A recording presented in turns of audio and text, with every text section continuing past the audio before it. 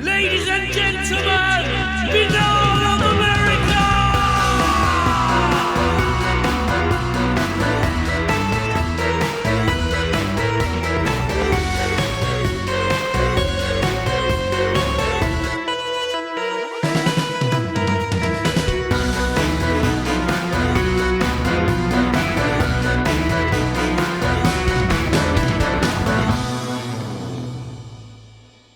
And now, ladies and gentlemen, your host, Tim Binnall. No commercials, no subscriptions, no network, no rules, and at the end of the day, my friends, no comparison. Welcome to another edition of BOA The Revival.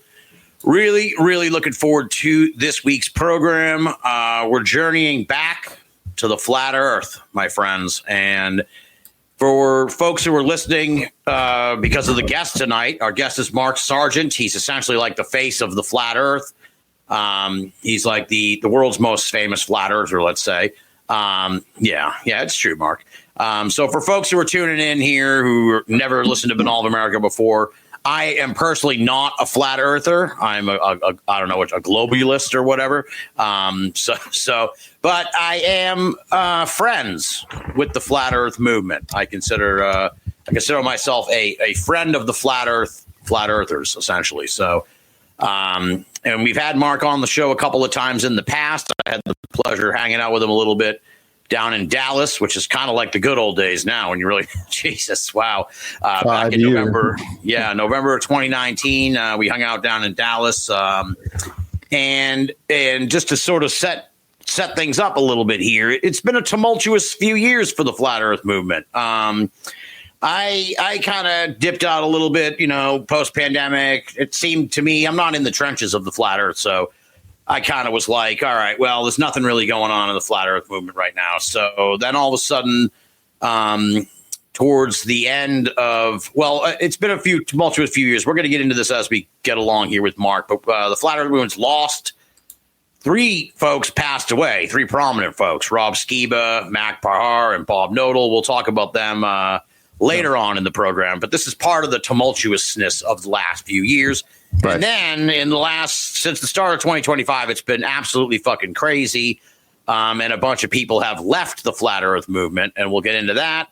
As a result, it seems, of this expedition that happened to Antarctica, this Colorado pastor, Will Duffy. I'll just bring folks up to speed before we bring Mark in here, so that way, he doesn't have to explain the whole background. This Colorado pastor named Will Duffy brought a bunch of people, pro and con flat earth, down to Antarctica to observe the sun under the I don't know what you'd say, but to test the theory of the flat earth, which is that the sun would set down in Antarctica, but actually at this time of year, the sun stays there in the sky for 24 hours. This convinced, they said, the flat earthers who came on the trip, they were like, all right, we're not flat earthers anymore. This proves that the earth is round, or certainly upends the flat earth theory. And then this kind of spread like a virus. And since then, other folks, Robbie Davidson, who put on the flat earth conference down in Dallas and the other events, he dropped out.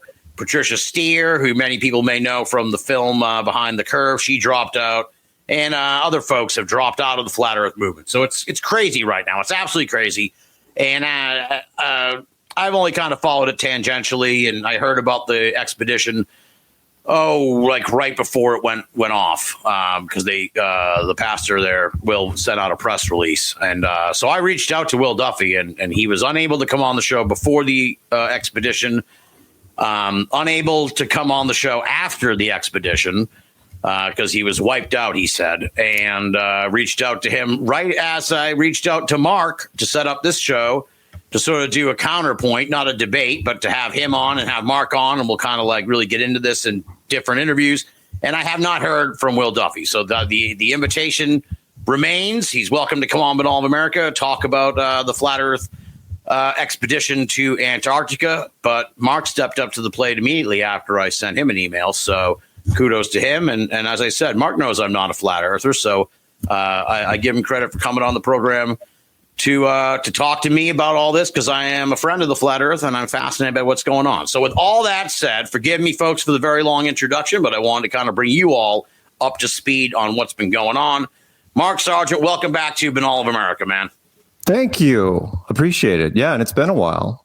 We haven't. 2019 Dallas seems like forever ago, and technically it was. We're coming up on 6 years, 5.5 years, and then as you know, the very next year, the world started grinding down to a halt, and our conferences were limited to East Coast events run by Karen B.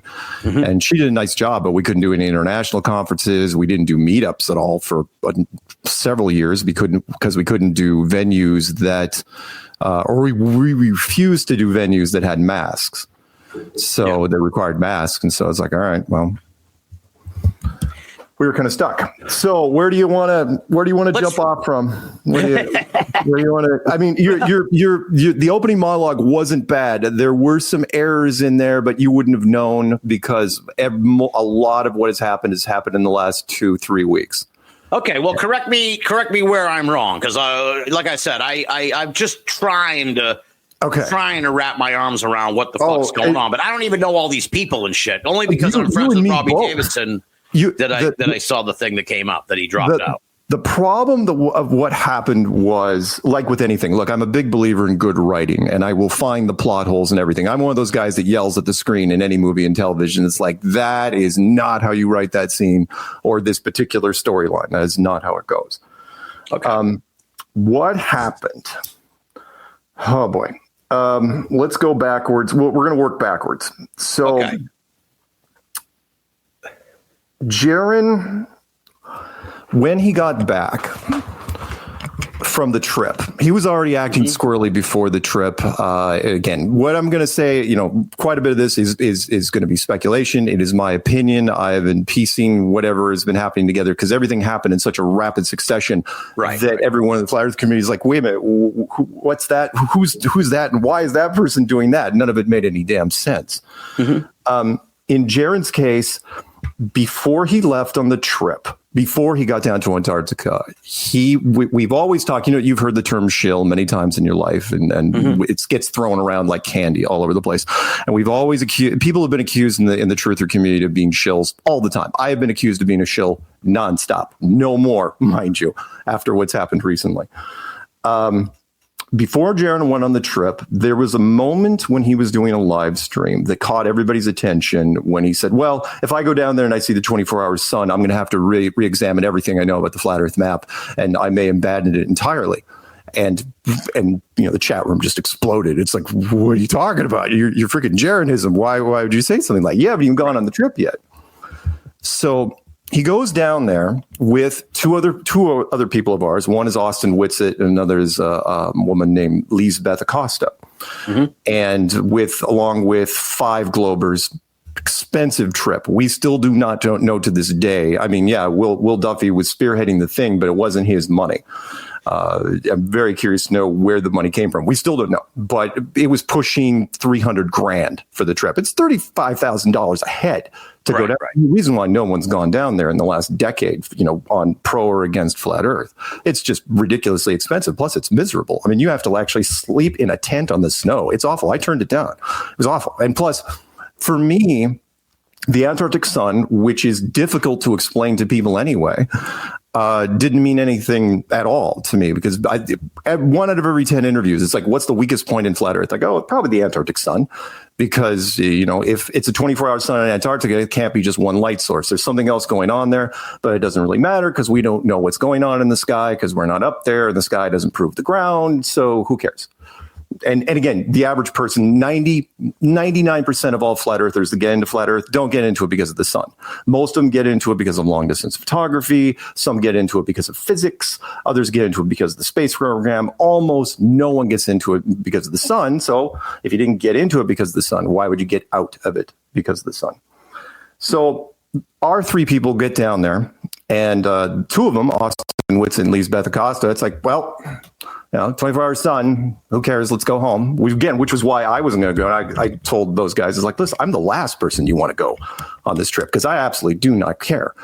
But Jaron sung a different tune, which was weird for us. And we didn't really understand why, because he's like, well, I have to tell the truth. And when I come back, I'm going to reevaluate everything. It's like, okay. You remember, he's OG.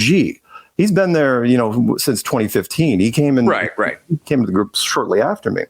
And he's like a major, or was a major player in the flat Earth movement. He was one of the focal points in Behind the Curve, the documentary, along with Patricia Steere. And when he gets back, he starts making some videos that are saying, well, he's not being shy about it. Well, Antarctic sun proves the globe. And it's like, where are you going with this, right? And then in a very short amount of time, he then flips over and does something way out of character, which is go, oh, and by the way, SpaceX and NASA and all the space programs are absolutely legit. The globe, or the flat Earth is dead, blah, blah, blah, long live the globe. It's like, what are you talking about? You're Jaronism. You wrote the book on how to trash space programs. Why do space programs have anything to do with Antarctica whatsoever? They don't. But he just made this huge pivot over. And so at that point, we start looking, really carefully at him. And then something happens, which, again, goes beyond the pale here. So the following week, so he does that SpaceX video the week before. The following week, I do episode, and this is not that long ago. This is only like 3 weeks ago. I do episode 500 towards the third week of February. And Patricia Steere has been my co-host for 9 months, mind you. She came back into the Flat Earth community in June of 2024, last year, with a vengeance. Just came in, did shows and in chat rooms, and she's absorbing all sorts of material. And we do episode 500. She's absolutely flawless. And then a couple days later, I get an email from her, or I say a Skype letter. When I was gone, I come back, and Skype letter saying, so Jaron's right. Antarctica proves this, Antarctica proves that. I'm leaving the show. I'm leaving Flat Earth. Goodbye. Pooh, gone. Yeah. No foreshadowing, no warning, whatever. And then the very next day, that was on a Friday. On the Saturday, Robbie Davidson, the current leader of the Christian side of Flat Earth, otherwise known as Celebrate Truth, out of a freaking clear blue sky, just posts a headstone on his channel with Flat Earth saying, I'd like to act with integrity. I've come into new evidence that proves blah, blah, blah. And that I've not been compromised or bribed or coerced in any sort of way. Now, what was interesting to me about this, and again, it shock waves going through, especially with the Christian community, because as you know, that's a twofer, which is the Christian community is like, whoa, your channel's about biblical cosmology, right? What has biblical cosmology got to do with Antarctica, right? At all. It doesn't. So why are you, and not only did he burn down Celebrate Truth, I mean, we're talking deleting videos, killing metrics, went to celebratetruth.org. I mean, all social media just, in a matter of hours. Everyone was shocked. However, I wasn't, because I was told about this days in advance. I was told that Robbie Davidson was going to do this, and I was told that Patricia Steere was going to do this. And I said nothing, because why would I? I want to see, just because you hear why would you? Right. And it's like, okay, all right, let's see what happens here. Now, what was interesting about this, I'm sorry, two things. One was Robbie Davidson on that headstone cut and pasted text directly from Patricia Steere's email. I'm going, okay, so these two are working together, obviously. I'm not shy about using the word collusion. And then what's more interesting is that the person I heard it from, the root person of where this came from, the information was from Jaron Campanella, from Jaronism. Mm-hmm. So how did Jaron know before me that, one, Patricia was going to leave and Robbie Davidson was going to leave? And he was proud of it. It's like, oh no, he helped flip them. And the 100% guarantee, it was like, okay, what if one of them changed their mind, had a change of heart? Oh, no. He was 100% spot on that this was going to happen. So the three of them were working together. And then again, they got greedy. This is where the whole thing falls apart. Another OG member who had not been on the scene in some years, his name was Paul in the Plane. All on the plane, yeah. All on the plane. He had been around for a while, but then decided to, I believe the term is concentrate on his real life, the non-social media stuff. So he drops off of social media entirely.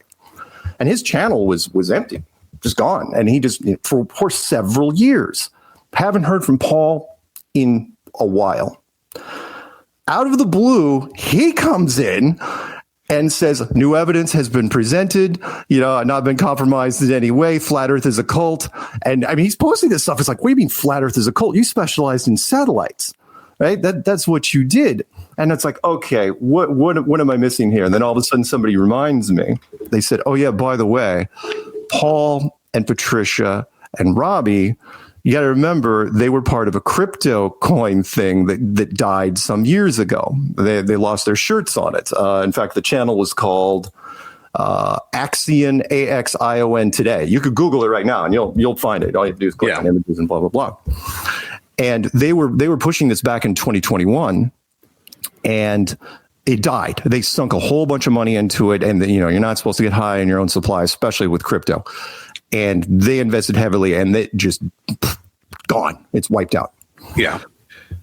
So, and then all three of them start jumping in to Jaren's chat room, right? And they're backing Jaren. It's like, okay, it reminded me a lot of, and I don't know if you're old enough to remember the when World Wrestling did that whole NWO thing where Hulk Hogan went, I think we're probably the same age, but I appreciate that. Hulk Hogan turned into Hollywood Hogan. Everybody wore black, and some of the good guys became bad guys. And it was great for ratings, right? It was great. And so it's like, what are we doing here? Are we doing NWO? Is that what we're doing? Because there is no reason because these are very different people. Paul is very different from Patricia. Patricia is different from Robbie, and Robbie is very different from Jaren. And yet they're all now best buddies. On top of that, Jaren is now friends with Duffy and McToon, one of our biggest trolls ever. And it's like, what is freaking happening here? So at this point, so what is happening here? I have zero doubt what's happening here. And that is at some point. And so then people start microscoping everything that Jaren's ever said in the last calendar year. And the best we can tell is the whole Antarctic trip was just it wasn't even initially it's like, well, maybe it was just a recruiting thing to see if we could get, because they only got out of the three people, they got Jaren, but Jaren was turned long before that trip. And it was just to set up for a documentary that are making with, and the documentary is trying to compete with Behind the Curve. Behind the Curve has never gone away. It's now a part of the syllabus in schools. I can't tell you how many schools I've done because it was on Netflix. It's now being like required viewing, everything from high schools up to grad students is like great film. Well, it's not bad. I mean, it did pretty I love well. it. I think it's great. I did too. And I liked it because I saw what the studio audiences did. They liked the drama. They liked the back and forth. It wasn't a propaganda piece and it wasn't a straight up I hate flat earth piece. But the point was it wasn't going away. And so they're trying to make a documentary, and the Antarctic trip was just a staged so they could film as much as they could.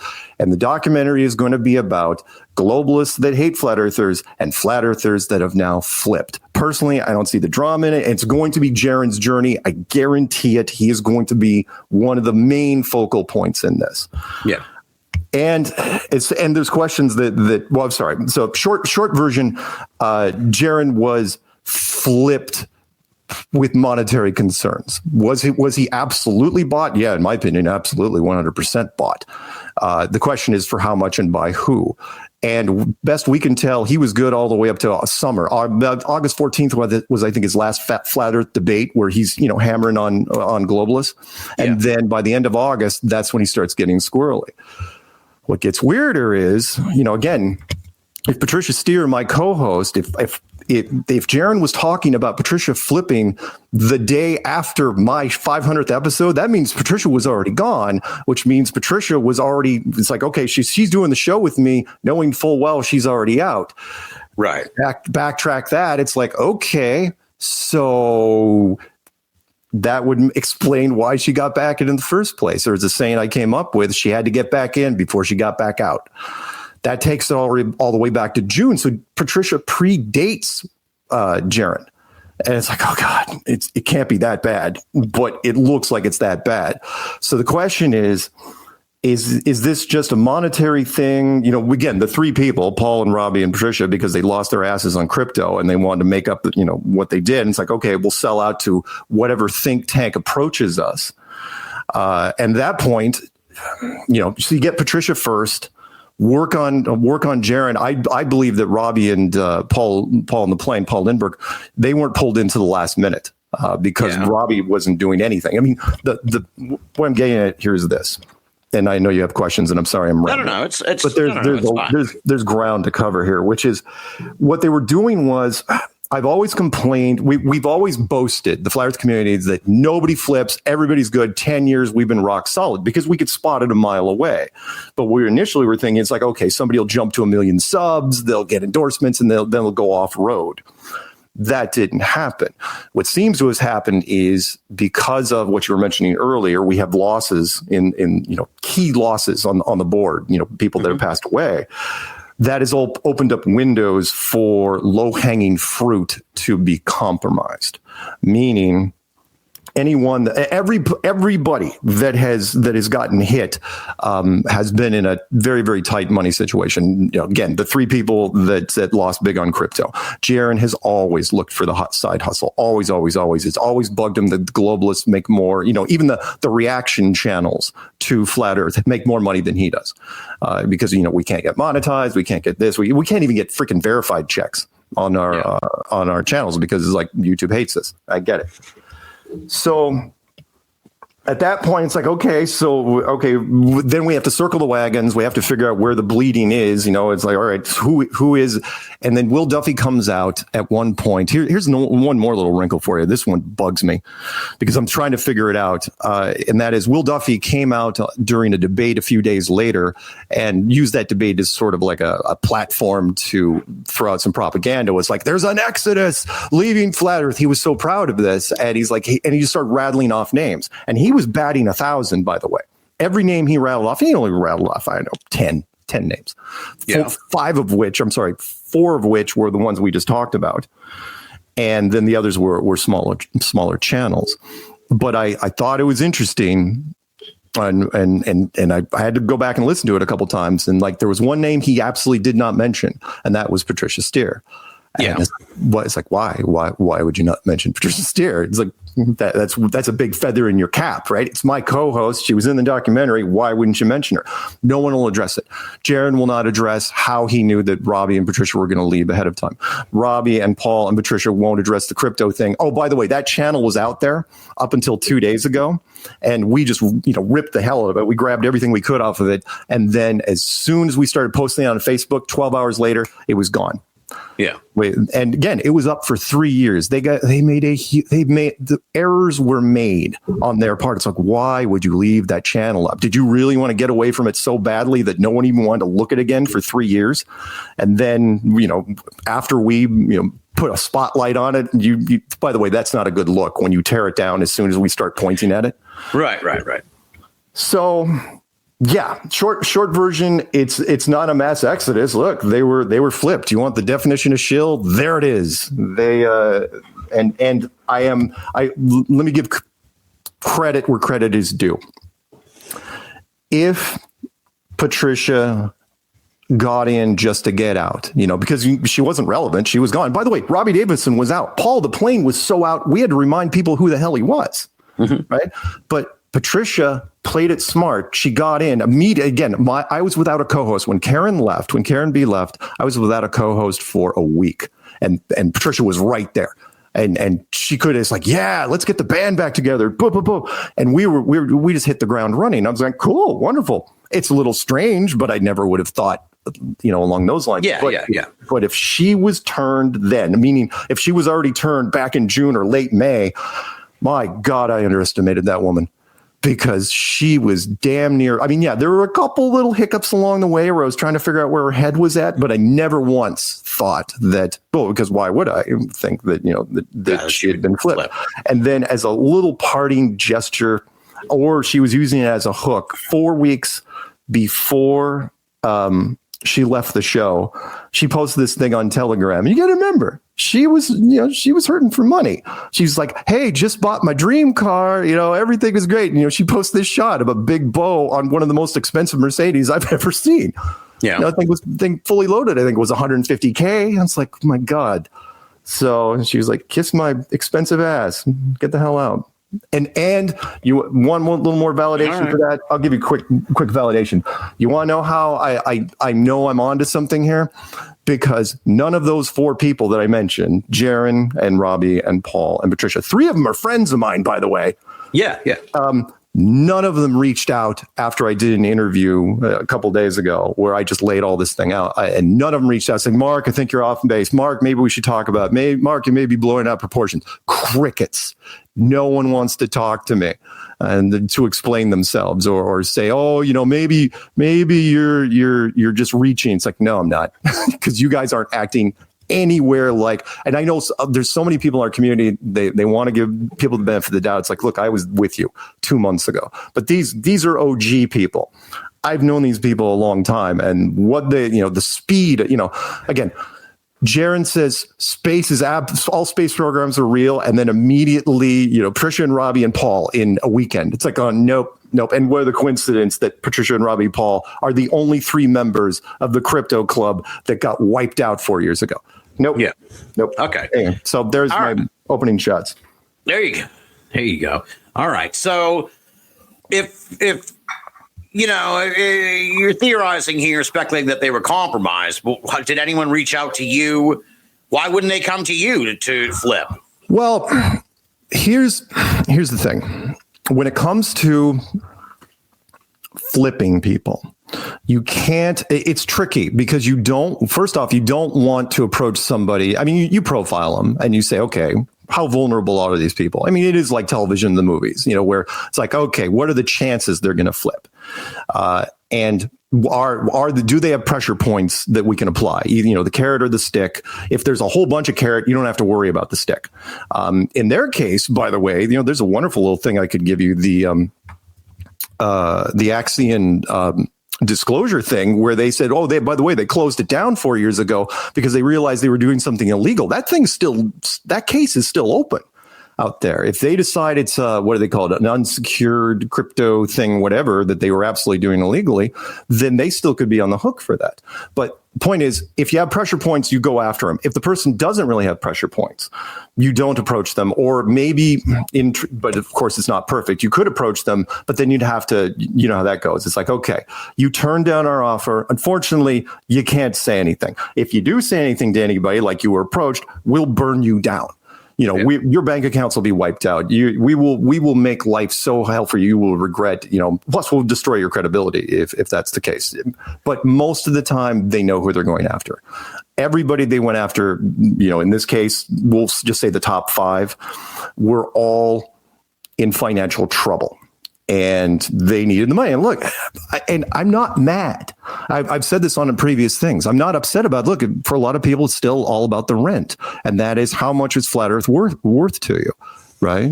We're not talking about the biblical side. That's different. But if it's just flat earth, not the biblical side, but if it's just flat earth, how much is it worth to you? Is it worth 200,000? Is it worth $500,000?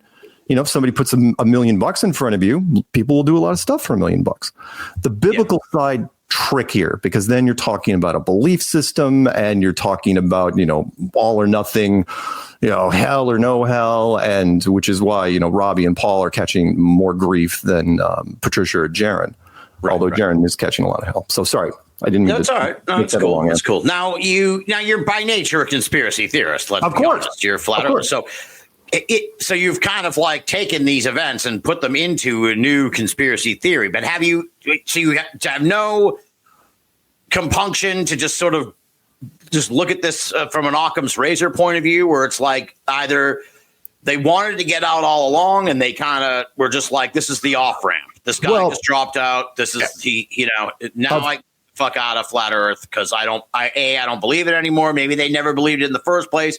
Who knows? I can't get into their minds, but so you don't just give them the benefit of the doubt here that maybe this is just organically how it happened. This guy came back, He's like, I don't believe in flat Earth anymore.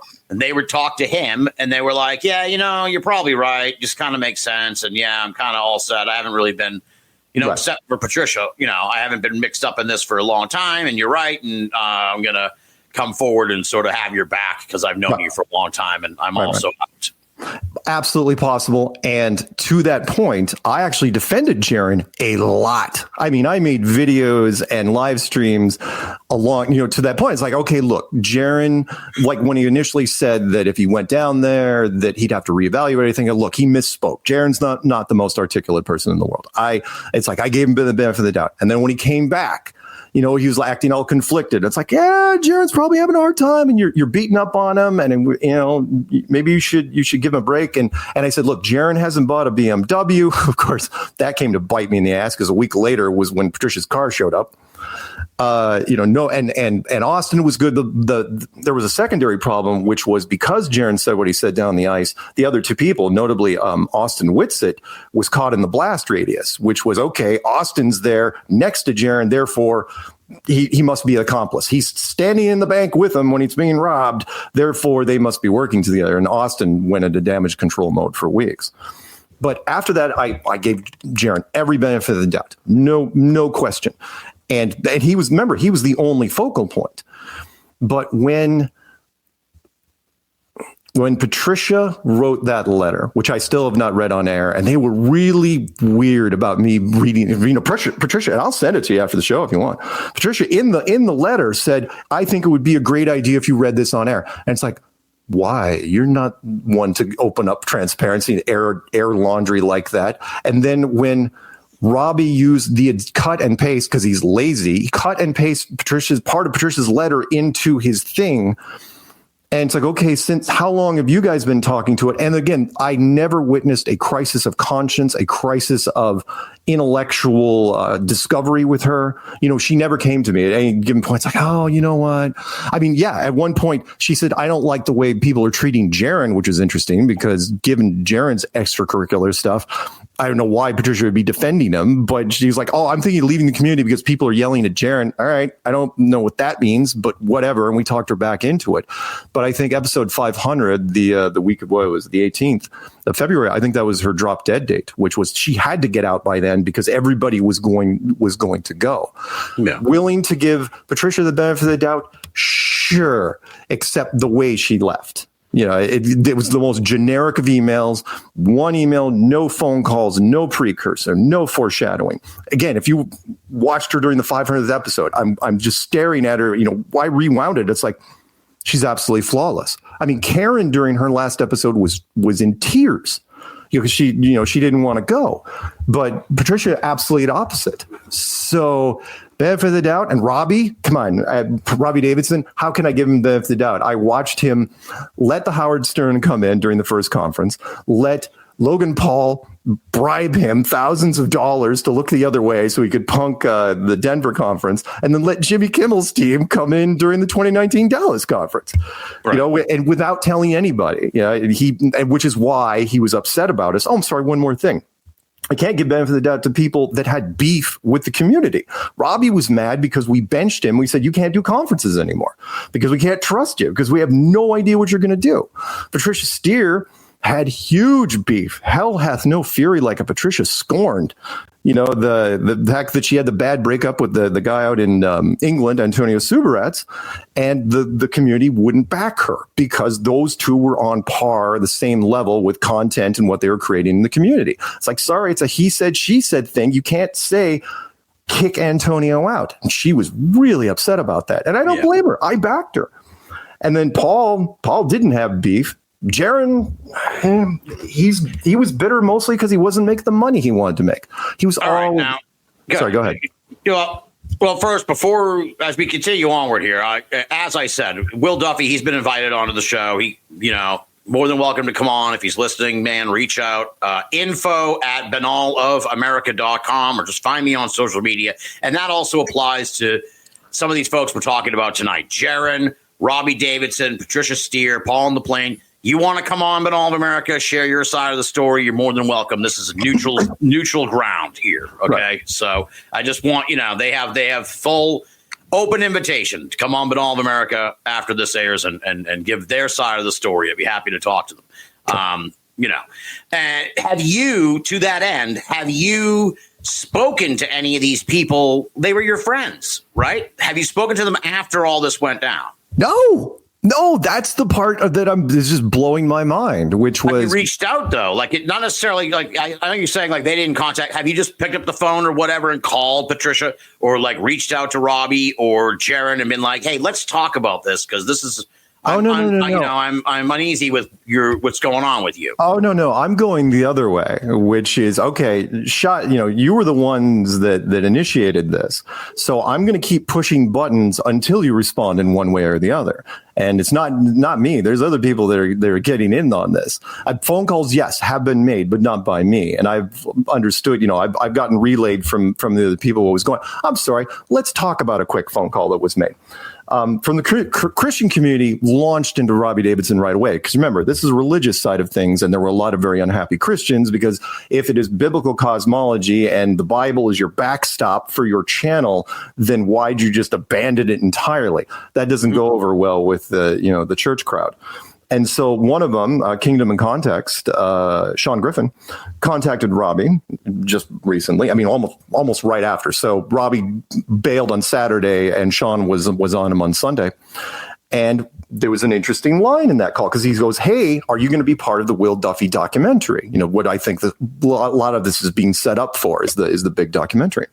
And Robbie, just again, shouldn't be talking. He'd be his lawyer would just be slapping him around at this point, which would be like, well, Duffy and I are going to be talking tomorrow about the documentary, but I reserve the right to be in it. And it's like, okay, so why is Robbie Davidson tied to the documentary about Antarctica in any way, shape, or form? He has nothing to do with it. Right. And on top of that, Will Duffy is straight up denying in different posts that he says I'm not doing a documentary and neither is MC2. And it's like, OK, well, you guys were shooting a lot of footage while you were down there. The cameras never stopped rolling. So where's the documentary coming from? And no one's talking. But again, if there is no documentary, why is Robbie Davidson saying, oh, yeah, I want to be in Will Duffy's documentary? So, no, long answer to your question. Reaching out for me, no. They're going to come to me. And the fact that they haven't yet blows my mind. Yeah, they're almost going out of their way not to defend themselves. Robbie, nowhere to be found. Patricia, vapor trail, just expensive tires squealing. You can hear them in the distance. Paul on the plane, we'll see. I heard that he's thinking about making a video. I don't know what he's going to do, though, because he's the weakest link of the bunch. And Jaron, I don't know what to do with Jaron because, again, Jaron and I weren't exactly friends out of all of them. He and I talked the least, but we had been in different roundtables. We had been in different things together. We'd done colleagues, if you will. Yeah, colleagues. definitely colleagues. If Flat Earth was a comedy circuit, we definitely run into each other on the road. And so, don't set me up with a joke like that, Paul. No. I know. Come on now. I regret it. Now. You can't do that. As soon as I said it, I regret it. Now, maybe you weren't particularly close with Jaron, but I want to get in your mind here a little bit. Do you feel a sense of betrayal from all this? Because, I certainly see it in the comments, like in Robbie's thing. And I see other kind of did a little digging, and the people are really upset at these folks. And you were really good friends with some of them. Yeah. And friendly with the others. I mean, I pulled up your book. I don't have it in front of me, but the Flat Earth book, the one you had that you signed for me. And where I talked about the Dallas go book. through about all the different people, and you had wonderful things to say about a lot of these folks. I think you even said if not for Robbie Davidson, the Flat Earth, he took it to another level with these conferences and everything. He did. And so it's so as I said, as sort of the face of Flat Earth contemporaneously. Do you feel a sense of betrayal that these people have walked away from the movement and flipped and turned on the movement, not just walked away? Only because it didn't happen. If it happened naturally, then I think it would have been fine with it. Again, we've gone 10 years and no content creators had jumped over. Again, I think that was a sticking point that whoever was going after us recently is going to use that. And they spent a lot of time and money to do it. Again, if you spent $300,000, by the way, on the Antarctic trip, how much couch money do you have to spend to buy out channels, basically cash for channels? Betrayal. I'm torn because look, I try to be objective when it comes to how the world works, right? We all know when it comes to paying off people. I mean, how many movies and television shows? It happens every hour, every day, in just about every aspect of our lives. You grease the palms, you grease the tracks, you grease the wheels. People get bribed. Everyone from jurors to judges, athletes, you name it. Their money talks. And the question then becomes, how loyal are the people that, and really, can I ask loyalty of them? It's like, look, if you have bills to pay or what's it worth? Can you put a price? Everybody's got a price. I'm more of a crusader, so my price is so high. I like to say I'm above it, but come on, if I was 30, no. If I was in my fireworks days back in my early 20s, oh my God, we wouldn't be having this conversation. Someone pushes a briefcase in front of you, of course I'd take it. Yeah. But not now. Not when I'm in my 50s. And it's like, no, nah. It's not. I've had my fun. A dump truck full of money is not going to do anything for me. So, and as far as pressure points, I don't really have those either, unless you can count, pain and death or something like that. But can't always, yeah. So, all right, now. Let's say these folks, right? Let's say they don't appear in this doc. Let's say this documentary never happens, right? And they don't appear in it, and they just fade away, right? Would that change your opinion on their 180 on the flat Earth? If you see no beneficial end game for them to leave, which is what you're saying, they're right. Well, leaving this flat Earth movement. So if you see no tangible beneficial developments for these folks, they just go away. They just get on with their lives. They just get into other topics or whatever. Yeah. And they don't seemingly benefit from leaving the flat Earth. Would that change your take on things? I mean, that would take a couple years or whatever till we know. Well, yeah, that's just it. The documentary, no, because in my opinion, what's happened was, because everybody involved has already gotten their money. The documentary will change the tone of everything. But if as you know, with documentaries, if you don't, you got to finish it. That takes some time, especially if you're working with people, on a time crunch, and editing takes a while. And then what are you going to do? I mean, if it all of a sudden shows up on Netflix one day, then I'm going to squint. It's like, how'd you get in there? Because even Behind the Curve had to go through film festivals before it was picked up by Netflix. Mm-hmm. If it goes through the film festival process, we'll hear about it. And plus, let's bottom line it. It's still got to be good. The problem with the documentaries, it's still got to resonate with the public. You've got to make something that actually, people be compelled to watch. Behind the Curve was actually a good watch. So can you do that with globalists and former flat earthers, in a movie and make it good? I'm not sure. But as far as the payoffs, let's break it down really quick. We'll start from lowest to highest. Paul in the Plane, since he was a last minute entry and all he had to do was jump into chat rooms, he didn't even have to burn down content.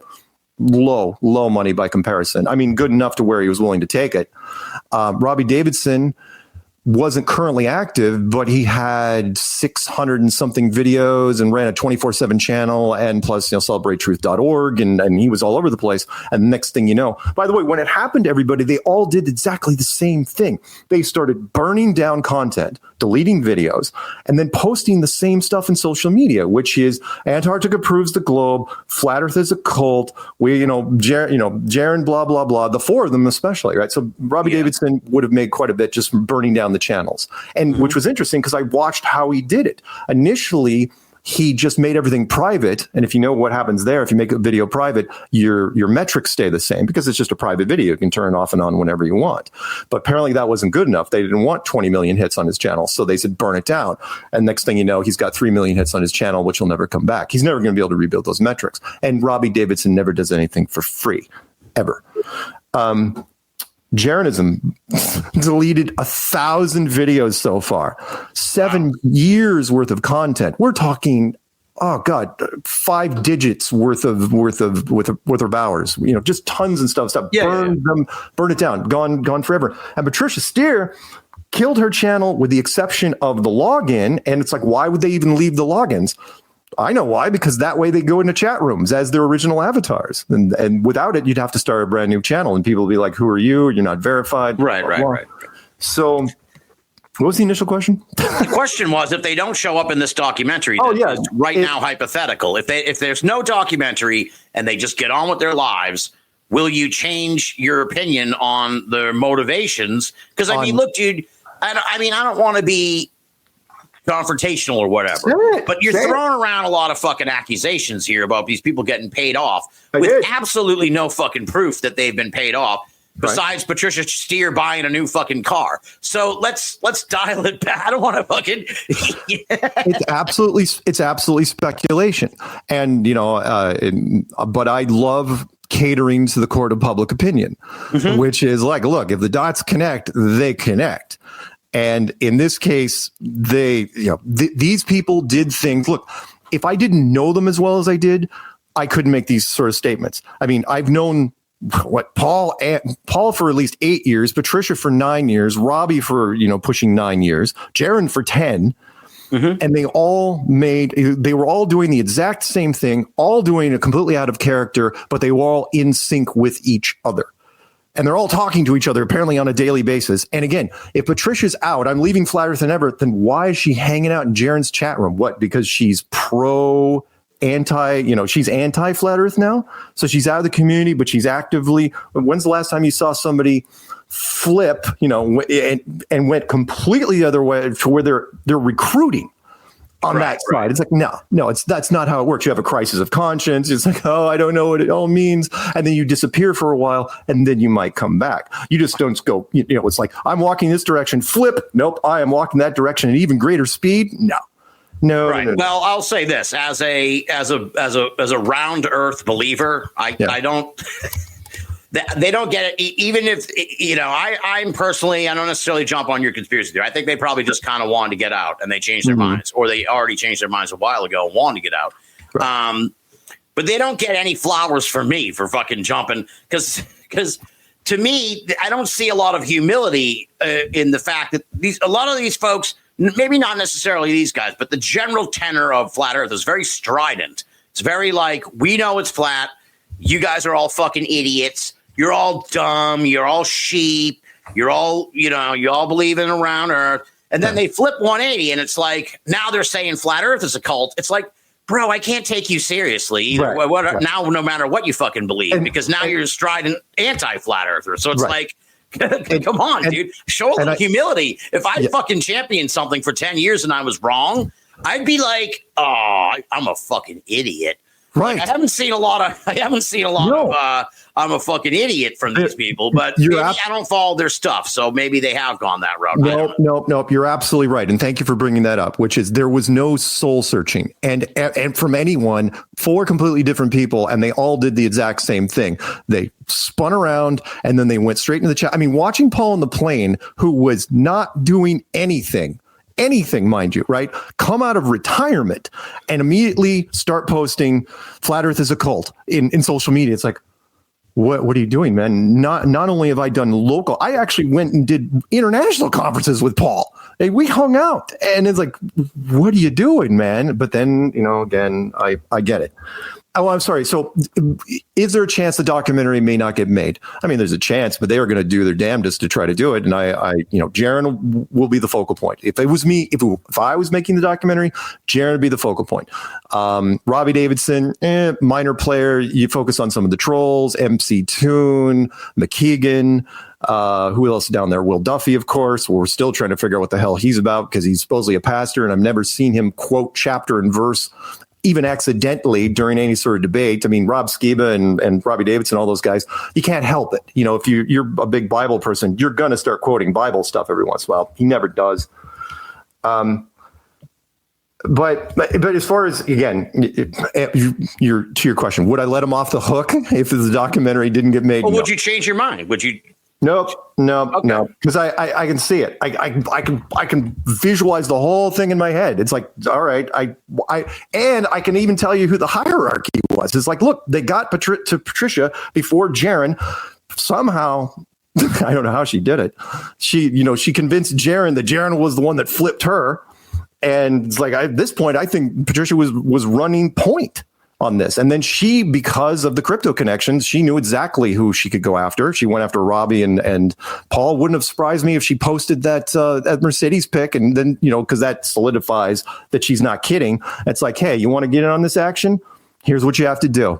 And they're like, and Robbie be like, hell, I don't care. It's like, I can't do another conference anyway. So why the hell not? And Paul's like, yeah, I need the bread. So he's in, and those were the only ones they got. That was the other thing. It's like, it's not like they got those people and a whole bunch of other people. Patricia got exactly those people, and those people happened to be part of this other group. Okay, now you've sorry, go ahead. Said you repeatedly allude to they got Jaron, they got Patricia. Who is they?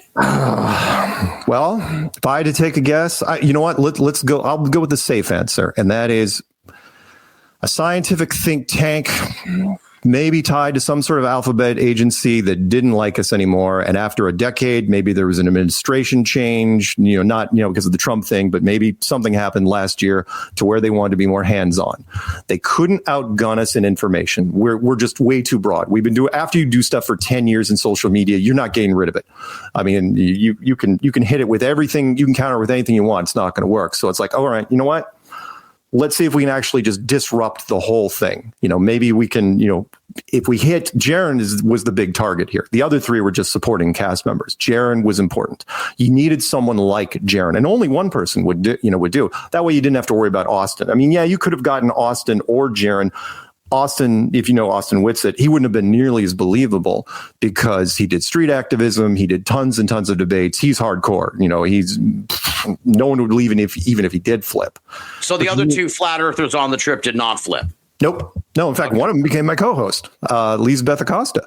Surprisingly, she with other people were working around, and she's like, no, she was part of another clubhouse group, and she was great.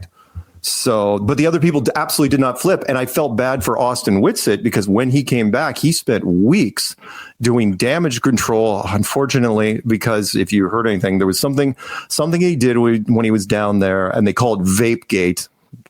It kills me when people use the word gate and they don't even know where the original reference is from. And what had happened was he was vaping, I believe, off camera, or one of the cameras caught it, and he wasn't supposed to be vaping. I think it's a wife thing where it's like, don't you vape. If I see you vaping. No, I thought it was like a legal thing. Like you can't. No. It was just vaping. Antarctica or something. Okay, but it appeared, Antarctica's no smoking, yeah? No. But he appeared that he was lying about it. And at that point, it's like, okay, if the microscope's already on Jaron, if anybody else is lying, well, they've got to be lying about everything. And so At that point, Austin and Jaron are together. And then Austin, he's trying to recover from it. He goes into damage control mode. And I've never seen him do so many interviews and podcasts where it's like, look, I'm fine. You don't have to worry about me. And he even just recently, he's still giving Jaron the benefit of the doubt, which is fine. I get it. He wants most of the community is like giving the benefit of the doubt, but they haven't known him as long as I have. And so I'm not. Plus, again, sorry, you messed with my co-host, whoever they is, with my co-host. And so I'm not going to let it slide. I don't go from episode 500 to, my co-host is just vanishes with a single thing. It's like, oh no, I'm gone. That's it. No heartfelt anything, just gone. Worst breakup letter ever. Yeah. Well, like I said, there is a sense. I get the sense of betrayal coming here. Maybe don't feel it too strongly, but it's well, no. I mean, I do, but at the same time, it's tempered because look, I get it. They hit the people again. If you want to mess with somebody, be careful what you wish for. I've been complaining for years that our trolls sucked. Our trolls aren't good enough. The reaction channels aren't good enough. The globalists come after us, and now it's like, okay, we're just going to steal from World Wrestling, and it's like create a team, an anti-flat Earth team within the flat Earth. And just all of a sudden, with no segue, and which is what NWO did, right? No, it was. It's kind of like I was thinking of that in a sense when you mentioned it, because like, yeah, that was part of the fun of the NWO. Was like you didn't know who was going to flip next. So right, I'm going to roll this episode out like in a week, and I have a feeling that maybe within the next 6 weeks or something, maybe one or two other people will flip, but I don't know. Yeah, I don't know. It's possible. I mean, and again, I even said during an interview recently, I said, doing the NWO thing, that's tricky, because if you flip too many, like you were just saying, if all of a sudden, black shirts start showing up, it's like, okay, then it becomes really unbelievable. Meaning it's like, okay, so at that point, you even start pointing at the flat earth. It's like, okay, are you guys doing this as a stunt? Are you doing this just for ratings, to create false drama? And, they weren't serious. It's like, no, it's serious. This is like NWO, but real, if there was ever such a thing. Right. Now, just to be clear, because I did, when I was following the Antarctic expedition, there were a lot of people who had some pretty zany ideas. Are you of the belief that this was an on-the-level trip actually to Antarctica, not filmed in a soundstage in Burbank? I can absolutely no. I had no doubt in my mind. Well, no, I had no doubt in my mind that it was going to be real anyway, because years earlier I had done a thing in Los Angeles on the Salton Sea with National Geographic, and I talked to a National Geographic guy who's he came off camera, right? And he's like, nothing was rolling, nothing was recording. He said, he goes, I've been down there. He goes, I've seen the 24-hour sun, and I'm like, oh wow. Cool. And he had no reason to lie to me. There was nobody watching us, no producers, anything like that. And so when they went down the trip, and I watched all the footage, and look, denial is the most, common human response. Everybody knows that. And nobody wanted to believe it. There was lots of people that put too much stake in it, which I think was hypocritical, because like, okay, none of you got into flat earth because of the sun. So stop freaking out and saying, once the first stories came out, it's like, oh, it had to have been fake. And when, again, Lisbeth Acosta, my co-host, she was there, and she's like, no, look. And I talked to Austin after the fact, and he's like, no, everything was fine. Now I'm 99% sure that it was absolutely legit. It wouldn't surprise me if somebody comes out and said, oh, there's this piece of land in Antarctica where they stage stuff. It's like, yeah, I suppose. But at the same time, it's like, I believe, okay. I believe it was real. Yes. Do you think, because like I said, I'm not necessarily on board with your conspiracy. My idea here is pretty much that like, and I'm sure you'll disagree, that it feels to me like the flat earth is kind of like down. It hit its peak, maybe even before Dallas, and it's kind of been petering out since then. And I feel like a lot of people maybe who were in it just kind of were like done. Like you said, a lot of these people fucking were barely active in the community anymore, except for Patricia, who came back. So, I mean... I would disagree in that 2019 was a banner. Are you kidding? 2019 was a killer year for us. We could do no wrong. There was nothing stopping us in 2019. You remember they had already changed the metrics in YouTube to adjust for us. There was already the Senate hearing. They were changing the rules. They tore down the scoreboard in 2018 to adjust for us in YouTube. They were doing all sorts they were making moves I've never seen them do with any other truther community topic ever. And when we got to the beginning of 2020, because like 2019, I think I did conferences in 7 countries. It was crazy, just different things. It was nuts. Got to the beginning of 2020, and I remember I'd already done like 3 trips at the end of 2019 to international stuff. And I was coming back from London, and somebody called me and said, oh yeah, by the way, McDonald's wants to do a commercial with you over in London. Come back over. It's like, oh man. So I get ready to come back over. And then they said, oh yeah, by the way, the border's closed because of some virus thing. And it's like, crap. So what really slowed us down was, well, at least slowed us down in one sense, was the pandemic. Pandemic, we couldn't do international conferences. We couldn't even do regional conferences. I mean, if it wasn't for Karen B, we wouldn't have done conferences at all. Meetups were shut down at least for 2 years. And then But behind the scenes, there were people that were, because you were home more often, right? People were, on Netflix a whole bunch more, and they were on the internet a whole bunch more. So there were a lot more people getting into not just our stuff, but the truther community at large, just about every conspiracy you could think of. So we were picking up people then, but they weren't getting together. So once that whole thing finally wrapped up and we started ramping up again, it's like, oh, I'm doing Strange Worlds, cranking up meetups, conferences are scheduled and ready to go. And I mean, were there people that were trying to get out? Not the way people in Flat Earth don't get out the way that other people get out. They don't leave, not to quote a movie, but it's like, you don't leave the agency, JFK. Which is, Robbie. Yeah, I would just assume they moved on to other conspiracy theories. Well, they didn't move on to other conspiracy. They just moved on to some did. Yes, you're absolutely right. Some people, it's like they get into, because Flat Earth is that gateway drug, right? Right, like QAnon or anti-vax and stuff like that. Let's go into melted bricks. Let's go into Tartaria. Let's go into whatever, which is fine. That's absolutely fine. Robbie at no point shut down his channel. He was still running 24/7 live, his 24/7 YouTube channel. He had to step away though, because there was bad blood between he and the conference speakers, the whole touring, the speaking groups. Paul just had to, every once in a while you run into someone, it's like, I got to work on my family, my marriage, whatever. Right. And they just go away. That happens all the time. And Patricia's case, she wouldn't have left.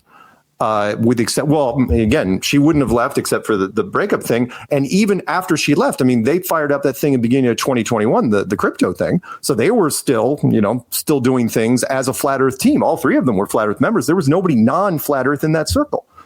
So no, for me, Flat Earth has never, gone away, especially with social media. I mean, it's out there doing its stuff. To that point though, what you just said, we did lose some momentum when we lost people, which was, we lost Rob Skiba to a ventilator issue. We lost Bob Nodell to cancer. We lost Mac to something suddenly in his bathroom, which was weird.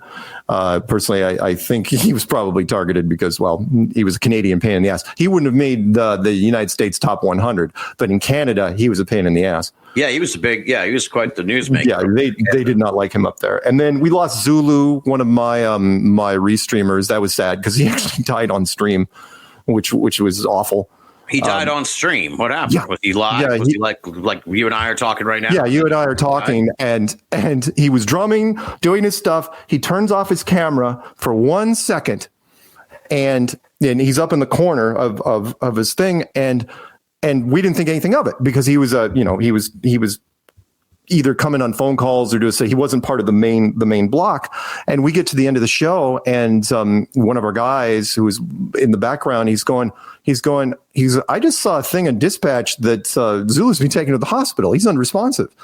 And that was it. I mean, he was, again, it was a sad thing, but I'm going to give him lucky son of a bitch. He died doing what he loved. He was, doing a Flat Earth stream, and he was like sitting there, and he just slumped over in his chair, and that was it. He was out. And I know it was awful, but we lost him. So, and to that point, sorry, one more thing I want to throw out there. Yeah. Because I don't want people to discount this. I think that left open opportunities, especially Rob Skiba and Bob Nodell. I think that left opportunities for whoever they are. Again, you guys can think of whoever they are. I don't really care if it's a small science group or it's a big agency. I don't really care. It's somebody. Which was, would the Jaron thing would happened if Bob Nodell was around? No, Bob Nodell was the rock. He was the passion and the fuel and the conviction.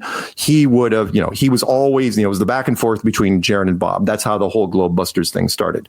And if Bob was still around, one, I don't even know if Jaron would have gone to Antarctica, but even if he did, Bob would have gone with him, but that would have worked itself out. It would not. Jaron, I think, was in a much more vulnerable position because Bob wasn't there. Bob's the type of guy that would have thrown the money back in your face and said, "Get out of my house." And then Rob Skiba, people have asked me many times, it's like, what would Rob Skiba do after watching Robbie Davidson? I don't know, because Rob Skiba was above Robbie Davidson in the food chain. And I don't know if if of course they couldn't have approached Rob either, but would have Rob talked to Robbie before he did his whole thing, or he would have contacted him immediately, and the peer pressure there, I don't know if Robbie would have done it. I just don't. Yeah. So has, at the risk of being too probing, has Bob's widow, Cammie, who was deeply involved in the Flat Earth too, from what I can recall, right? Yes. Has she had anything to say about all these latest developments? That's a good question. Cammie Nodell. Right. I thought I got it right there. I'm sure she's not thrilled. I have not seen a post from her personally. That's a good question. I haven't even looked. I've been so busy with everybody else, I didn't even think about Cammie. If I get a chance, I'll ask her. I'm pretty sure I know what the answer is, which is like one shock. It's like, what the hell is he thinking? Because Cammie knows Jaron as well as anyone. It would not surprise me though if Cammie had an opinion. I'll see if I can dig that up for you. Well, I would sure she would have an opinion. I mean, that's what I was wondering. But I'm pretty sure it would be confusion followed like everybody else. Everybody initially thought it's like, okay, Jaron's lost his mind. But it's like when he pivoted to space and started again, the one guy, no one has made more anti-NASA videos than Jaron. And to him immediately say, oh no, NASA's absolutely legit. Just over in the course of a week, I'm going, okay, all right, fine. Yeah. Covering SpaceX. Oh my God. I couldn't even begin to count the amount of SpaceX videos that he just shredded. Just freaking shredded. And then next thing you know, he's covering, look at this SpaceX rocket going off in the distance. Yep, it's going over the curve. Yep, it's curved, proves the globe. It's like, what am I seeing? Yeah. So anyway. Now, beyond sort of a sense of betrayal, do you have a feeling of sort of like loneliness, dude? You're like one of the few big names left now in this field that I'm aware of that go beyond the Flat Earth community. I'm sure there's people in the Flat Earth world who have audiences and all that, and they're pretty popular and everything. But like, I'm looking back on that weekend in Dallas, and it's like you take out Bob Nodal, Jaron, Robbie Davidson. Patricia Steer wasn't there, but she was a big player in all this. No, it's good. This Paul and the Plane guy, even Mac Parhar, he was running around. Remember, he had that thing. He had like a broken nose. Yeah. Remember that? Yeah. He had like a tissue with like a bloody fucking tissue up his nose the whole weekend. He was a character. I loved that guy. He was. Yeah, he was a handful. Out of the OG people, there's still some. If you want to go back time lapse wise, Eric Dubé, of course, he's the Andy Warhol of Flat Earth, and no one's ever going to figure him out. But he's still doing it. We did a roundtable meeting because of this, right? Eventually it's like, circle the wagons, everybody sound off. Who's cool and who's not? It's kind of like The Thing, that movie. It's like, okay, who's human? Who's not human? Right. Because we needed to know. It's like, okay, is everybody good? Do we have anything to worry about here? But during that roundtable, everybody was cool. But yes, out of, for example, if you were going to target people, if just looking at, Behind the Curve, Bob Nodell passed away. Mm-hmm. Patricia, other side. Jaron, other side. That's 3 right there. Chris Pontius, of course, he's cool. He's the model maker. Me, and then Nathan Thompson, who's also cool. So out of the 6, 3 of them aren't part of the community anymore. One because it passed away, and the other 2 because they flipped. So yeah, it not necessarily. Any sort of loneliness. No, the community's all over the place. We've got fantastic people in different stages, but as far as the originals going back, it kind of feels like, because I'm older, kind of like a class reunion thing where it's, you go to the class reunion. It's like, oh, really? He's not here with us anymore? That sort. Yeah. But at the same time, I'm not necessarily discouraged because I understand it. I understand that. Again, it was the running joke behind the scenes that we never talked about on air, which was, okay, what happened? Because we always throw out the shill thing. It's like, okay, who's going to turn and who's the most likely to turn when it gets to that point? You played the game with everybody else, right? Yeah, It's like, what would you do for $1 million? Would you sell out this and sell? And always at the top of the list were Robbie and Jaron. Always. That's not a slight on Jaron. It's like, look, he's always doing a side hustle. So when those two became the first guys that, officially flipped in a very short amount of time, it's like, okay, that's fine. Takes the heat off of me because I was accused of, like when I did that commercial in Australia, people was like, oh my God, confirmed shill. He did an endorsement. And it's like, no, it was a flat earther. There was a vice president of that company, and they happened to call me up and bring me down for it. But, I couldn't shake that for a while. And in hindsight, had I done that McDonald's commercial, oh my God, everything for a reason. I think I would have gotten just slammed for it because, it's like McDonald's evil corporation. It's like, come on, they were paying good money. So why wouldn't I have done it?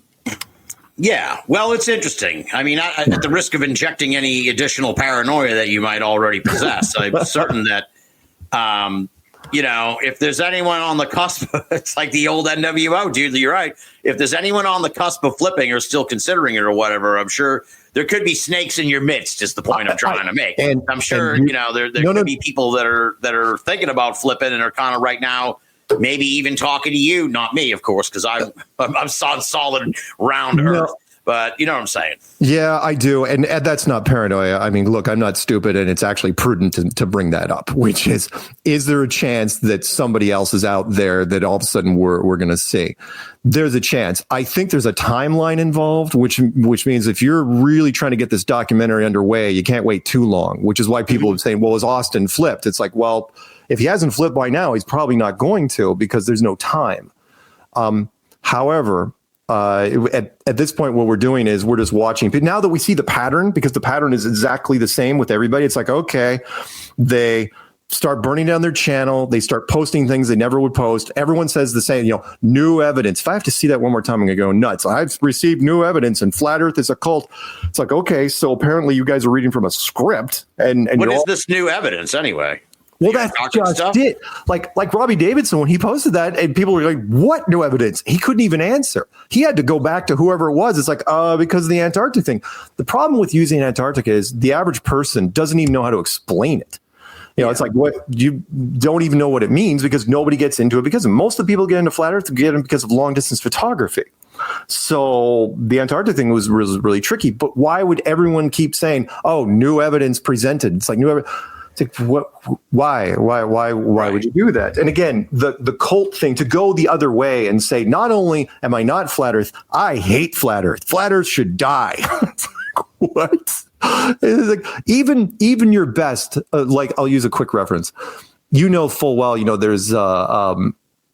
there's programs out there where if you have to, like you grab somebody from an actual cult and you want to deprogram them, you take them to these places, like a high-end rehab place, and you're in there for like a month at least, right? You're not going anywhere. And, you're starving, you're on drugs and all this stuff. It takes a month just to get you out of there so that when they release you, you just don't run right back.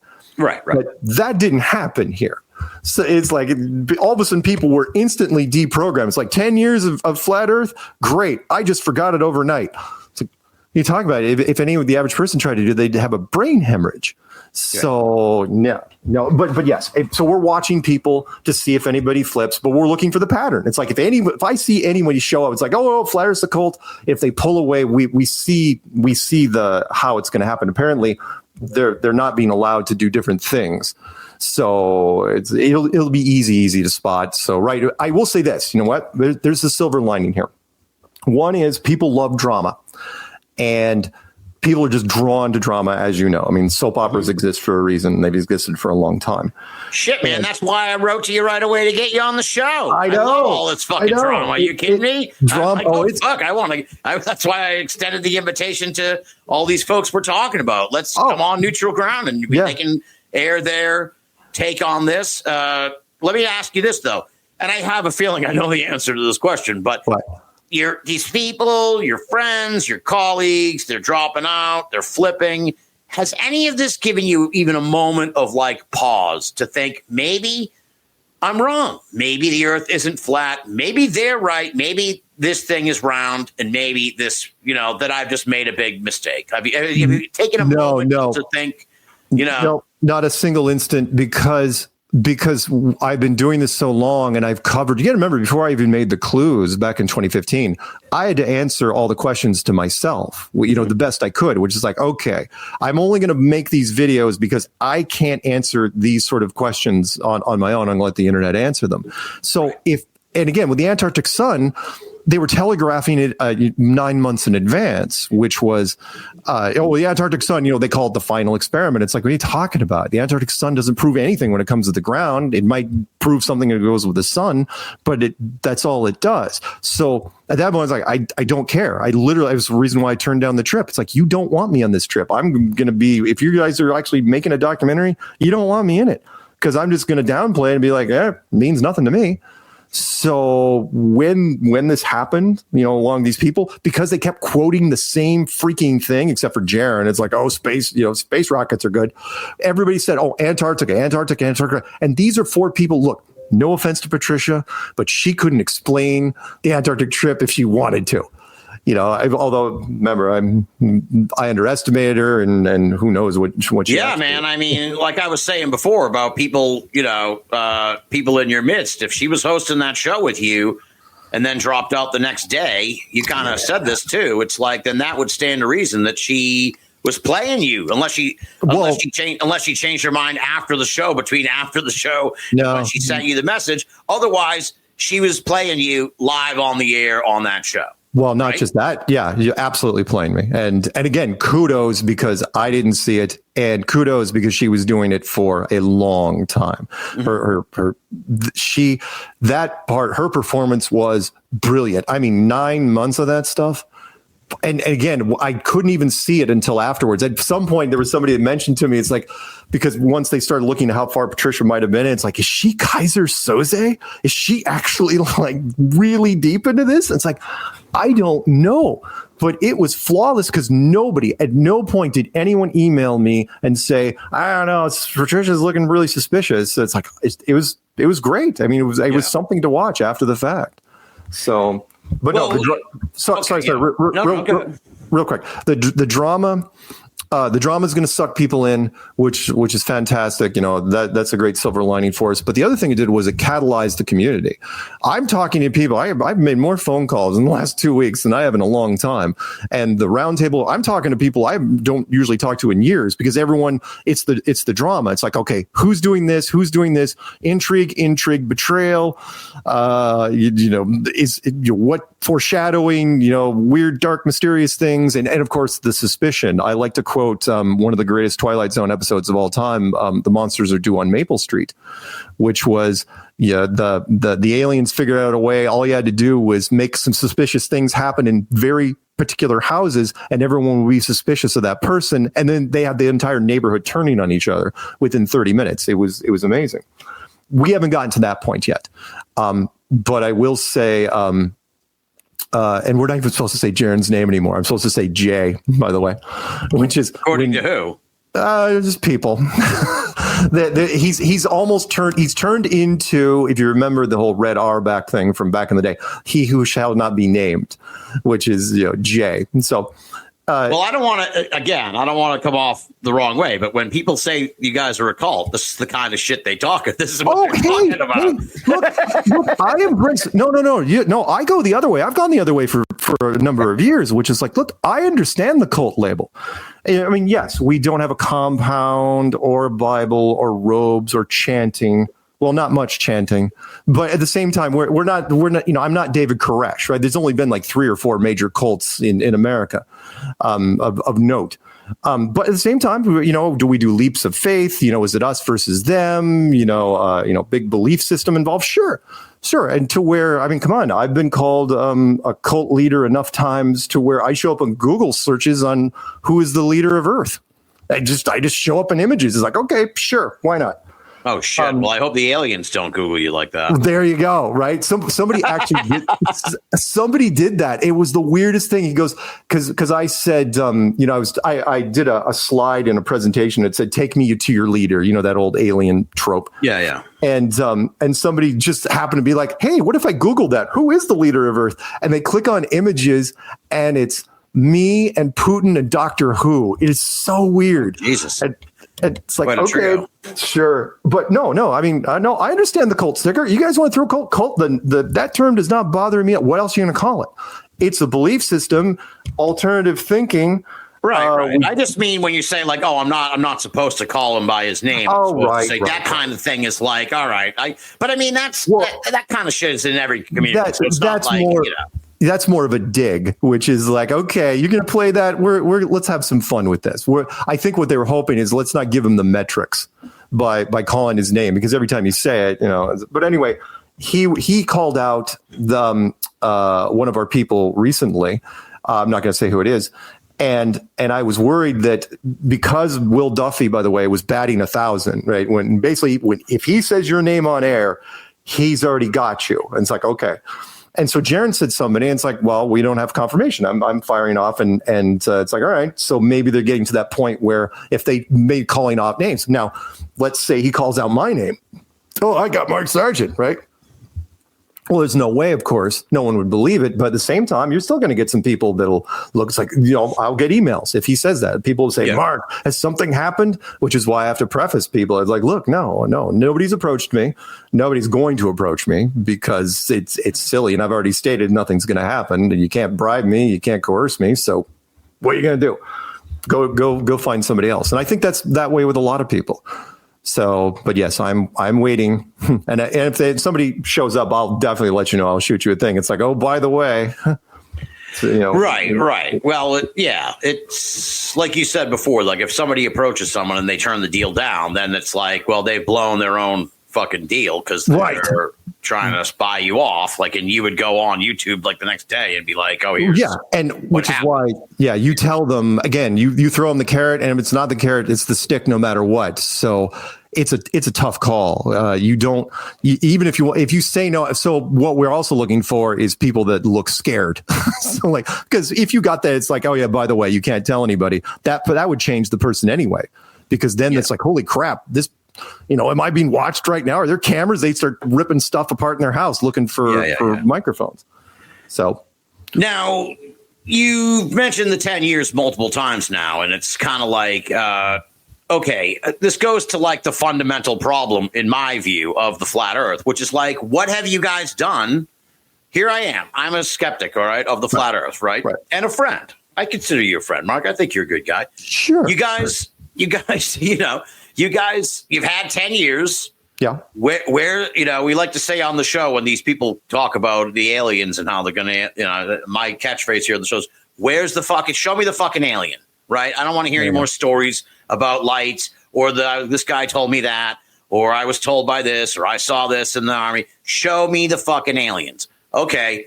You've had 10 years. Yeah. How have you not? It seems like it should be a rather simple thing to prove. How have you not proven that the earth is flat? Well, it's as fair as that question seems. We've had 10 years, but the people that have been setting up the globe illusion, hell, just the space program alone, that's been 1958 to 1959. No, 1958. Sorry, 58. Till now, that's quite a few decades. The powers that be have had a massive head start over us, and I think we've done pretty well. We've covered just about every angle you could think of on the ground when it comes, long distance photography and some physics experiments, laser experiments, mirror experiments, you name it. We've tried to do it on the ground, and for the most part, we've been happy with the results. If we didn't, we wouldn't even be talking, because I wouldn't even be doing this anymore. But there has been resistance. A severe resistance, the old saying, you only get flack when you're over the target. When, like in 2018, a great example, when our metrics, we were resonating with a lot of people. Our metrics, as far as search results in YouTube, we were actually crushing it. We passed President Trump in the summer of 2018, and then they tore down the scoreboard. For whatever reason. Well, that isn't going to help. Okay, we're going to demonetize your channels. Okay, we're going to create a wiki sticker. The first wiki sticker is going to go to Flat Earth. And now I know I'm going to get one of those on my YouTube when I post. Yeah, of course. And it doesn't matter, by the way. They used to do it even if you're a globalist channel saying Flat Earth sucks. You could make a video called Flat Earth sucks, and it does not matter anymore. The wiki sticker is going on it because they're not even going to spend the time. Watching it to see if it's pro or con. It's like, we're just gonna put a sticker. If Flat Earth is anywhere in there, it gets a sticker. And then after that, I mean, the moves they made just kept getting worse and worse. I mean, come on, the demonetization alone was bad. I remember when Rob Skiba calls me up and he goes, have you been making less money recently? And I go, yeah. He goes, yeah, I'm down like 75% over a month. He goes, what the hell happened? And I go, let me tell you what happened. And I showed him some of the government links and all. Again, we were lumped into 3 topics, which was false flags, medical misinformation, and flat Earth. Those are the first 3. So, no, we've been doing great. Are you kidding? We're going up against a juggernaut of a machine, and I still think we're doing. I mean, every platform that comes on. Love the fact that we made this big resurgence when TikTok took over, because as you know, the kids can't create original content, so they just rip stuff from YouTube and flat Earth in YouTube. Just about every major channel in YouTube has done a flat Earth video once or twice. Now, granted, a lot of them have been trolls, but they still make them. Yeah, well, it's a fun topic to explore, even if you don't believe in it. And that's why I had you on the show a couple times. Yeah, thank you, and I appreciate that. And it's safe. It's safe compared to the other ones, right? So many other conspiracies are dark and brooding and talk about the government and Batman. And but flat Earth, it's got that lighthearted, it's got this message of hope that I love so much. The community. There's a reason why there's so many women. I was always surprised at how many women show up at the conferences. And I ask them, it's like, why are you here exactly? You just don't seem the type. And they say, oh, because flat Earth has got a fun thing to it, a fun aspect. They like the whole, positivity, and flat Earth opens up things to, opens up ideas for other places. So now 10 years. I mean, it went by so fast, and look at all the content that's been done since then. Tons and tons of content. I don't know how many conferences. I don't know how many meetups. But no smoking gun that proves the Earth is flat. Well, we think we have smoking guns, but it has to be acknowledged by the mainstream science. I mean, long distance. If most people get into flat Earth because of long distance photography, you'd think that they would acknowledge it to some degree, but they don't. They just they blow it off and say, a great example would be a video on my channel. I call it Why This Video is So Important, but it's the Black Swan video. I don't know if you've ever seen it, which was taken off of Santa Barbara and shooting oil rigs, one at 6 miles and one at 10 miles, straight from the beach. And, real time video, everything's high def. And there's no curvature at all. And not only that, but the horizon is way behind the second one. And the camera is right off the beach, maybe 6-7 feet high. The question, and I've thrown this at different science people, they will not touch it. Again, once we get to a store, we think we have the smoking guns, but it's almost like whoever we're giving it to just glitches out. I've shown that black swan thing to people all the time. I had a guy come back to me and said, no, the horizon isn't either front or behind it. It's invisible. What you're looking at and what you're seeing isn't true. It isn't real at all. It's a giant mirage. I'm going, you're talking about it doesn't look like a mirage. It's only 6 miles away. It's in the evening. There's no heat waves or anything, but they won't touch it. Or the question that I throw at people all the time, the challenge that I never had accepted, which was the spacesuit test. It's like, look, what happens, for example, when our atmosphere runs into the vacuum of space? Tell me what happens at that point. Nobody wants to talk about it. I go, okay, fine. Put me in a spacesuit, put me in a vacuum chamber, pull the switch. Tell me what happens. Because anything in a vacuum chamber expands and then, gets really tight and then explodes. Can of soda, football, basketball. I think I don't know the answer to that question, but my best guess would be that it's slow. It's a slow process as as the atmosphere gets thinner and thinner and thinner until you're in the vacuum. That's how it. Sure. So you acclimate into it. That's, I well, don't know. That has been thrown at me. And then I give them the Amazon box analogy. I go, look, it's a vacuum. This isn't like the movies where you punch a hole in the side of your spacecraft and you hear the air rushing. It's like, we only got 3 minutes of air. Get the duct tape. No. It's brutal. It's so incredible. It's like that sub that blew up in the ocean. Yes. Oh yeah. The undersea. I mean, you don't even have to go to space. Instantaneous. It's amazingly fast. But what I'm saying is, you can. I mean, look at the sub that went down into the thing, and then it just it implodes. It's horrible. It was made of like fucking Legos, but that's a different thing. But that's my point being is if you go slowly up, not slowly, but if you go progressively through. But let's get off of this because I don't no, want to. okay, no. Let me bring that up real quick. Which is, so what happened? So I use the box analogy, which is okay. What happens is you take an empty Amazon box, you put some packing popcorn in, you pick it up. A little bit of tape on the bottom. Nothing. Fine. Packing popcorn's fine. Fine. Put the box back down, put a bunch of books on top of that packing popcorn, and pick that box back up. The books are just going to punch through that thing and take the packing popcorn with it. At the edge of space, the vacuum does not care if it's a little bit or if it's a lot. It's going after all of it. It's going to grab the little stuff first. In fact, what it's going to do is going to grab the heavy stuff behind it and rip it right through and scramble the oceans and everything else. And it's going to tear the atmosphere to shreds.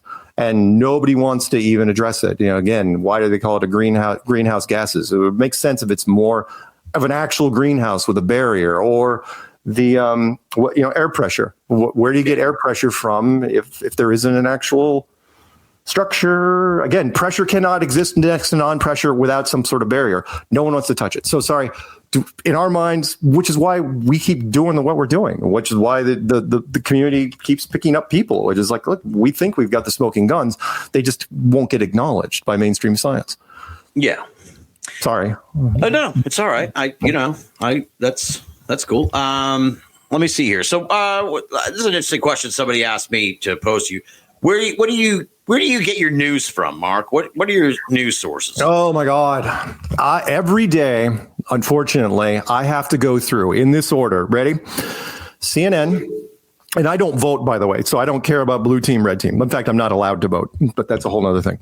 Well, hold on now. You can't drop that and say, why are you not allowed to vote? I'm a federal criminal. Oh no. What happened? Yeah.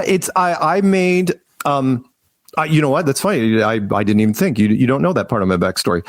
I made illegal fireworks in college because I live in a state with a whole bunch of Native American reservations, otherwise known as Casino American reservations, and they pay well for illegal fireworks, and they will buy everything you have. And I was good at chemistry, so I made fireworks for these guys. In fact, I'll tell you a quick story. Yeah, this is great. How I got caught. So I made them on campus. Great operation. It was called the Brimstone Project. I was very proud of it, considering I was 19, 20 and 21. And I had 30 people working for me on campus in different parts of the campus. I wrote a screenplay about this. It was a fun thing. It was a great summer and how we set up. So what I would do is I would set up these assembly line places in different parts of the campus. So I'd give part of the track team, I'd give them hot glue guns, and I'd have them hot glue, end caps for like M1000s, M80, M100s, that crap. But there's no powder. I always did the powder. I'd give a set of girls some scissors and a mile of fuse. And I'd say, I need 4-inch pieces. Start cutting. And I would pay 3 times minimum wage. But you couldn't collect, no taxes. That's not smart. And but of course it was illegal. And it's like a whole illegal operation, right? Oh yeah, it was huge, and it was fantastic. And I ran myself ragged getting this. And then when it was all done, I took it down to the reservation. I made way too many 6-inchers. I flooded the market. I sold all my small stuff immediately, but I made way too many 6-inchers because I would sell it to them for like $6-7 and they'd sell them for 20. Their markup was ridiculous, and I could make them for $1. So, but the thing was, if you can make a little one, I can make a big one as fast as I can make a little one. So you're thinking, oh, I'm just going to make big ones. Didn't even occur to me. It's like, oh, well, they can't sell those as fast. So I flooded the market. They should have probably lowered the prices, and it doesn't really matter. So it was really fun. And it was going well, except there was a girl, let's call her Lori. And Lori wanted to work for me for that summer. And she had already planned out. She said, well, I'll be able to work this many hours a day. Very meticulous, this Lori. Also pretty, kind of blonde. Uh-oh, she's a fed, isn't she? Nope. Oh, okay. Nope, but you might as well, right. man. No. You're close. You're close. Because my girlfriend eventually, and my girlfriend sized her up. And the only reason I even got to do this is my girlfriend was part Native American. So she could walk into a reservation and she looked it. And, she'd be like, oh, yeah, my people. Yeah, she could vouch for you. Yeah, because I apparently look like a cop. So you do kind of look like a cop. I hear that. I had Stefan, the guitarist from the Deftones. I asked him the other day on camera. I go, yeah, and Karen. I go, so what do you think? He goes, man, you give off some cop vibes. I got to tell you, that's great. You do give off cop vibes. All right, so and ironic. So okay, so let's get back to this story. I'm loving it. Girlfriend says, hey, you can't hire her. She can't work for us anymore. She's pretty. She's a blonde. You know how that works out. It's like, nah, I'm not doing that. She goes, I'm not competing against this. You get rid of her. And I said, really? You want me to like get rid of her? It's like, no, you idiot. it's like, just fire her. I was like, okay. Oh, Jesus. Yeah. No, it's like I'm 20. I haven't killed anyone yet. It's like, come on. So that comes later. So anyway, that's when there's an accident at the firework factory. Right, exactly. It's something blew. Oh, that actually happened. But not with us, with one of my competitors. But we'll get to that. So anyway, I go over there and I said, "Hey, Lori, hate to do this to you, but girlfriend can't work for me." And it was like a switch turned off in her head. She's like, "Oh no." She goes, I'm working for you this summer." Right? And I'm going, what are you talking about? She says, no. I was expecting to work a certain number of hours. If you don't hire me for the summer, I'm going to rat you out. And she literally said, I'm going to drop the dime on you. It's like, who says that? Nobody says that anymore.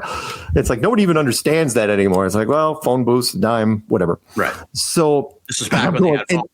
This was the first and only time that I ever took a woman for granted, which was like, okay, yeah, like, you sure you are, right? She's 20, right? Yeah. You know what she does? Very next day, she calls the freaking FBI. It's like, are you high? It's like, do you understand the reasoning behind this? It's like, okay, first off, I didn't owe you any money. You hadn't even worked yet. And you're complaining about not working for an illegal fireworks operation, right? Yeah. It's an illegal operation. You're going to do this. It's like, if I can't, basically her logic was, if I can't work for this, you can't either. So she that's a pretty gutsy move on her part, because like, I'm sure a lot of people were super pissed when this thing went under. So, okay, so go on. Yeah. Well, actually, by the time we got around to it, I had actually finished the season because she called up the FBI. The FBI just ignored her. And, it's a 20-year-old girl. It's like, I think some guy's making illegal fireworks, and of course they don't know the scope of it. It's like, and they're not going to send someone over like the next day to arrest you. No, they have to investigate. Federal Bureau of Investigation. They have to investigate it first before they can come after you. Go on. They just hung up on her. Basically, they said, "Fine, whatever. We'll write his name down." Didn't write his name down, and I knew this because I talked to the feds later. Right. So 2 weeks later, she sees me walking around campus. She calls him back. Oh my God, like, dude. Hey, jackasses. What's he still? I called you and my God. And so here's what happened was, because I ended up talking to the feds later, and it was kind of a guy's thing. It was kind of fun by the time we got to the end of it, where I asked him, I go, I was in their office downtown Seattle. I go, how did you get me?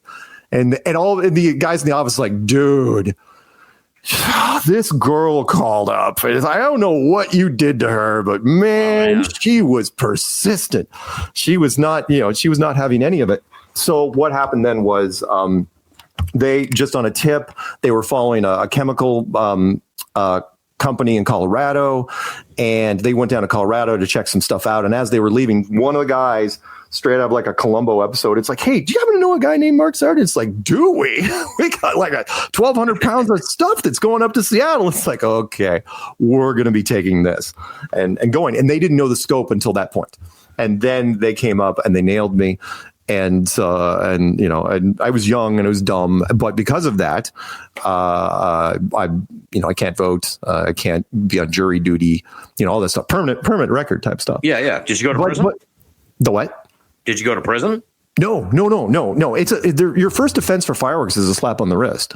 It's, metaphorically speaking. I mean, it's not that bad at all. Still got to go to court and you got to plead out and stuff like that. But it wasn't, again, do I regret it? Yes. But I knew the penalties going in. I looked up the law statutes before all this happened. It's like, well, as long as nobody dies, I should be pretty good. You know, even worst case scenario. It wasn't super fun. You know, I wasn't allowed to. I'm still a little surprised that they allowed me to fly. However, this was pre 9/11. So if it was post 9/11, it'd be a whole different ball game, I think. Yeah, you could have gotten in a lot of serious trouble. Yeah. That could have been bad. But there was a funny moment. I got to tell you this one. So Lori, I didn't know for the longest time that it was her, right? The whole thing happened, you know, and we actually made it through the season. I paid off everyone I could. And the extra inventory, of course, the government confiscated, you know, made a big splashy thing about it. Yeah. And then I remember I was down like right afterwards, like they didn't even haul me in. They're like, well, you know, don't leave the country, even though I was like 20 miles from Canada. And they go, don't leave the country. What would I do anyway? And so it's like, all right. So like, I think like 2 days later, I actually went to Lori's house, you know, because we had actually dated a little bit, you know, when the girlfriend thing. So your girlfriend was right. Well, yeah, I was. yeah. I mean, I wasn't cheating on her with Lori. My girlfriend thing was on and off, but yes, Lori was pretty, and so I went to her house. And I remember her opening the door, and she had this look of horror on her face, right? And I was like, going, "What the hell's wrong with you?" And she goes, and she goes, "Why are you here?" And I go, "Oh, I'm feeling down. You know, this whole firework thing didn't pan out." I'm sitting in her couch, and I'm like, going, "Oh man, I don't know what to do at this point. It's not, you know," and she is staring at me like I'm a serial killer. And I do not know why. And then she's like, she just stops me dead set. And she goes, "You got to go." And she grabs my arm and she's pulling me out of the house. You know, little 110-pound girl pulling me out of the house, shuts the door behind me and like looks and then shuts the curtain on the window and the door. I'm going, what the hell just happened? Right. This is after you had been arrested? After I'd been arrested, but before I had talked to the government about how I got hit. Okay, So fast forward several months later when I'm in the Fed office and I asked them and they said this girl, and then it occurred to me, all of it. It's like, of course, she thought I knew. She thought I knew that she was the rat and she thought I was going to kill her. Like I was going to sit there and be like, yeah, I'm really down about the fireworks, but that's okay because I have you now, you know, stab, or whatever. And she thought that was what was going to happen. And it was wonderful vindication because she didn't. And again, I never saw her again after that. But yeah, it was Lori. In case anyone's listening, it was ever part of that. It was Lori from New York. That's a wild story, dude. I'm glad I pushed you on that one because I didn't. You can't vote, so you follow the news, but you're not really. I'm sorry. Yeah, I know. Believe me, I'm thrilled with where that just went. So don't apologize there. So you don't follow the news. And in full disclosure, because I did not want people to find out after the fact about all that stuff, you know, because you know how conspiracy groups work. It's like, he was arrested by the feds, therefore he must be flipped. He must be an agent the entire time. Exactly. Yeah. No, of course they're not going to recruit a freaking 20-year-old kid. I don't think anyway.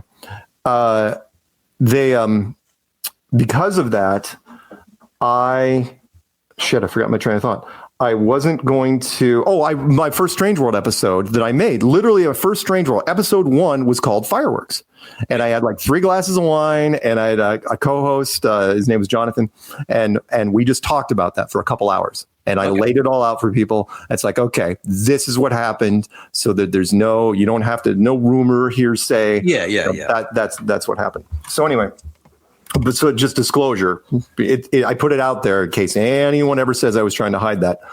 So CNN right off the bat, Fox, the MSNBC, in that order. Then I do BBC. I don't do Al Jazeera or anything like that, but I'll go to, just because they always seem to have the good dish first, I'll go to TMZ, even though I hate it. I hate going there. And then after those 5, then I just wait for people to send me links to whatever. And it's like, okay, did I miss anything? You know, I can generally gauge how a day is going to go because I'll look at all the different social media platforms, especially my links that people send. And I know if something happened when I was away from my machine. I don't do anything on my cell phone. I just do it on this tower and these monitors. And what kind of news are you following though? What are you looking for? Because it's not I follow, Flat Earth in the mainstream, and it's not like it's been all the time. It's very it can be quite limited. And I will type in flat. Like, what are you looking for? Well, in YouTube, I'll just type in flat Earth and see what's happening there, and I'll sort by upload date and see what's happened in the last 24 hours. But in the mainstream news, I don't ever really search for flat Earth. I look for what the topic of the day is because I want to know what's being peddled out there. I'll look. I don't spend too much time on politics because it's unavoidable. Especially in the last X years, you're not going to be able to get away from that. I look at space stories. I look at science stories. When I used to look for Elon Musk stories, I don't have to anymore because I can't escape. It's everywhere. Well, do you have? I don't want to get too political here, but do you have an opinion on? Because you don't believe in space travel, right? So, and here we have this guy who's like the impresario of commercial space, right? Now essentially like running the government. Let's be honest. So, or what's your take on that? Well, at the very least, he might as well be a glorified press secretary. They put him out in front because why not? People love to hate him as much as they do Trump now. So that can take the heat off of Trump. Plus, they can use him to go after blue team targets, using Doge to go after. I mean, cleaning up the government, blah, blah, blah. But come on, they're going after blue team pork programs first, because why wouldn't you? You're not going to go after red team. Of course. They've created this myth around him that drives me nuts. I don't want to get into it too much, but I'm glad he hasn't been compared to Tony Stark to the nth degree. I remind people, it's like, look, like even my family members. I remember my uncle telling me, because I go, look, what has he done? I go, yes, he's worth a lot of money on paper. Most of his Tesla stock, by the way, which is a whole another thing. But what's he done? It's like, well, he created Tesla. It's like, no, he didn't. He didn't create anything. He didn't create No. Yes. And I didn't realize, by the way, that changing the charter was actually something you could do, until the Founder movie came out. I always thought that, Ray Kroc, created McDonald's. No, it was the McDonald's brothers. Ray Kroc bought them out and bought the charter. And when you buy a charter of a company, you can basically say you can change the origin story of any company you want. Mm-hmm. So, Elon, in fact, I've done short videos. Maybe I'll send one to you. It's like all the things he didn't do. He gets credit. No, I'm very familiar with Elon Musk. He drives in general, so freaking insane. But he's good press because they just let him off the chain. He can say anything he wants, and people they will comment on it. He's good news because he makes up just the wildest crap. And, like the last thing we said about space, where he goes, the moon is a distraction. We're going to focus on Mars. And I'm going, what? Like nobody's even attempted to go back to the moon, people wise. I don't care about the probe crap. People since 1972, and Mars, even if you believe that you could get to Mars, if Mars was a thing you could reach for, that's a one-way trip. If that, there is no return trip from Mars, and that's the next closest thing you could go to. So why you keep talking about Mars? Like, and again, I understand the stories. It fuels the people's imagination. People say, there could be tourism issues on the moon. It's like, well, not if you haven't sent anybody since 1972. You're not going to have tourism issues, or the Mars thing. It's like, we're going to try to colonize Mars and all this crap. I mean, the people eat it up for the most part, and I have learned through all the news feeds that the general public, I understand why Edward Bernays hated the general public. I don't hate them, but I understand why. And that is they turn and follow the mainstream media wherever it goes, even so much more now than they used to. Yeah, it drives me nuts. So, but anyway, that's the stories I basically follow. I look for anything interesting, but I mostly look for what I really should pop up, that word box with all the, that whole thing. But I look to see what's hot, what they're trying to push. And I don't necessarily auto hoax it, but I'll say, okay, what are we really talking about here? What's the ultimate goal? And beyond flat Earth, are there any conspiracy theories that are of interest to you right now? Ones that we could talk about. Well, I mean, the old school ones, yeah. I mean, I know. Well, what do you mean ones we can talk about? Why? Are there ones you can't talk about? Ones that like YouTube doesn't want you to talk about at all, right? They don't want to talk. I mean, I can bring it up without bringing it up. They don't want to talk about 9/11. They don't want to talk about any shootings of any consequence. Okay, all right. I see what you're saying. All right. But when it comes to current conspiracies, stuff that, I mean, you're well versed in all sorts of conspiracies. I don't want to bore you with those. Right. Something new would be all the stuff that they're pushing as inevitabilities that will not happen in science, for example. The AI, if I have to hear one more time that, people are crossing over from AI into self-aware, and it drives me insane that, I listen to people water cooler talk. It's like, AI one day is going to turn into Skynet. I'm going, you realize in the movies, they didn't even explain how Skynet happened. It just happened. That's what you do in the movies when you're plot writing, right? It's like one day it became self-aware. How it becomes self-aware? Doesn't matter. We're moving on. Give me explosions, right? That whole thing. Or robots.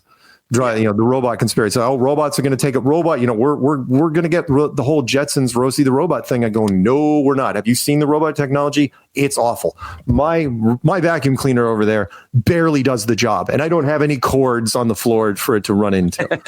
And plus, don't forget the battery technology you need to power the robots. That's the big one. Our battery technology has peaked out. We don't have anything. You're not going to get fusion reactors like Terminator 3, and a robot is going to weigh like 250 pounds. First time that thing tips over on a toddler, that's over. It's over. You're never going to happen. You're never getting out of testing. Self-driving cars is limited because it's limited to the road itself. I mean, you can drive in cities and in traffic because it can recognize the cars around it. Go on a rural road somewhere. Good luck. Have fun with that. Or electric cars. That one for me is a conspiracy. Was like, how did they convince so many people to buy electric cars? How'd they do it? Oh, I'm sorry. If you own an electric car, I apologize. No. I don't even own a car. Tax breaks, I assume. In big part. Yeah. I mean, that and they spearheaded the green initiative. It was like, it's like, Teslas look pretty cool, but it's like, look, I've seen them in the snow. I've seen the charging stations. I've seen all this. I'll give you a good example. Yeah, I'm not a big electric car guy myself because I went to see the eclipse. I don't know if that alters your worldview or whatever, but no, but go ahead. I went to go see the eclipse, and there were like the road, the truck stops or whatever where they have the stations. The cars were like backed up, like because it takes a long time to charge the fucking car, and I'm like, I would never get a solely electric vehicle just for that reason. If everybody had to get out of town, you're fucked pretty much. Because like if you need a charging station, everybody else is going to be using it too. And a lot of people like miss the fucking eclipse because they couldn't get time on the charging stations on the highways or whatever, wherever they are along the way. Yeah. If you have to put a picnic table or multiple picnic tables next to your charging stations, there's already a problem because that means it's like pack a lunch because you're going to be there a while. Yeah. Because you can fill up your car in like 10 minutes and get out of there in like 5 minutes. And it's like, oh my God. Yeah. If it takes you 3 hours to charge your car. Yeah. Like, good luck. It is silly. I understand why some people do it. And it's like, but I'm not spending money on gas. I was like, yeah, but you swap out the battery. Plus, the other things people like, they don't tell you, which is like, one is if the battery gets dented, if you get in an accident in an electric car and that battery even gets scratched, it's a total. Meaning the cost of the battery swap out is so much, they just totaled the car. So the insurance prices on electric cars are freaking through the roof. And of course, the little thing, which I love, my favorite, which is don't ever try to drive your electric car through one of those deeper mud puddles, because if the battery gets wet, hey, it could just catch fire. And it's like I could take a hose to my car out there for a week straight. And you know what? I will never worry about that car catching fire. But if I park in a mud puddle in a Tesla, I would not sleep in that car. I just wouldn't for whatever reason. Yeah. And if it's salt water, it's guaranteed. It's going to burst into flames. I watched a Tesla at a boat dock, in a video, back into the water, and it was burning underwater because those fires are just ridiculous. Anyway, other than those conspiracies, nothing really new. Okay. Just the stuff they're trying to push on people. Well, to that end, what do you make of because it's interesting because we met in late 2019. That was a couple years after what has come to now be known as sort of like the sea change in the UFO community. Right. Now UFOs are like super, super hot, and they've been incredibly hot for like the last since 2017, but it's getting hotter all the time. What's your take on all that? I have always liked UFOs. Flat Earth didn't change UFOs that much, only that I do not think they're from Mars or Venus or Jupiter or anything like that. I think they're just older versions of us. I think they're here with us to some degree. I had the pleasure of, I'm just lucky that I got a tip that if you take night vision binoculars and wait, get your eyes adjusted and get a clear sky, you look up at the sky and you will see just amazing things. And it was true. When I was living in Colorado, that high altitude sky, the sky was just crawling with stuff, absolutely crawling with stuff. And you say, and initially I thought they were satellites. There were so many of them. It's like, is this really this many satellites? And of course, if you see the graphs and everything, well, there's got to be satellites. But then I watched some of them, like in the second or third night, and I watched like a set of them slow down and then stop for no apparent reason, and like they were, looking for directions, and then pulsed really fast, and then banked off to the left and went ballistic at an amazing rate of speed. I'm going, yeah, I don't think satellites can do that. And then at that point, I was like, okay, I'm going to watch everything in the sky, and I got hooked on it. And do I think that do I think there's stuff in the sky all the time? Yes, I've seen them for years. And I love it. I was, again, when I was in Colorado, it was really great because it was Washington, not so much. But do I think they're from, other planets? No, I don't. But I do think they're real, and I don't think they're us. I will say this about the American military and the American marketing machine. We love, if we can take credit for something because nobody else is looking around, we'll do it. Yeah. And they love to be like, oh yeah, all those UFOs probably aren't us. Wink, wink. And it's like, okay, sure. It's like, but at the same time, so you go back to Roswell. It's like, you're really going to take credit for Roswell. You're going to take credit for 1899 Texas and Aurora, or I don't know, the 1561 Nuremberg event in Germany. No. Yeah. No, but yeah, I love them. I think they're great. Got a couple more questions, so I'll get going in a minute. Okay. Have you followed this aspect of Flat Earth that I've actually picked up on? A friend of mine, Edward Guimont, who's got a Flat Earth book coming out later, an academic book on Flat Earth coming out later next year. He mentioned this to me. We've kind of talked about it before.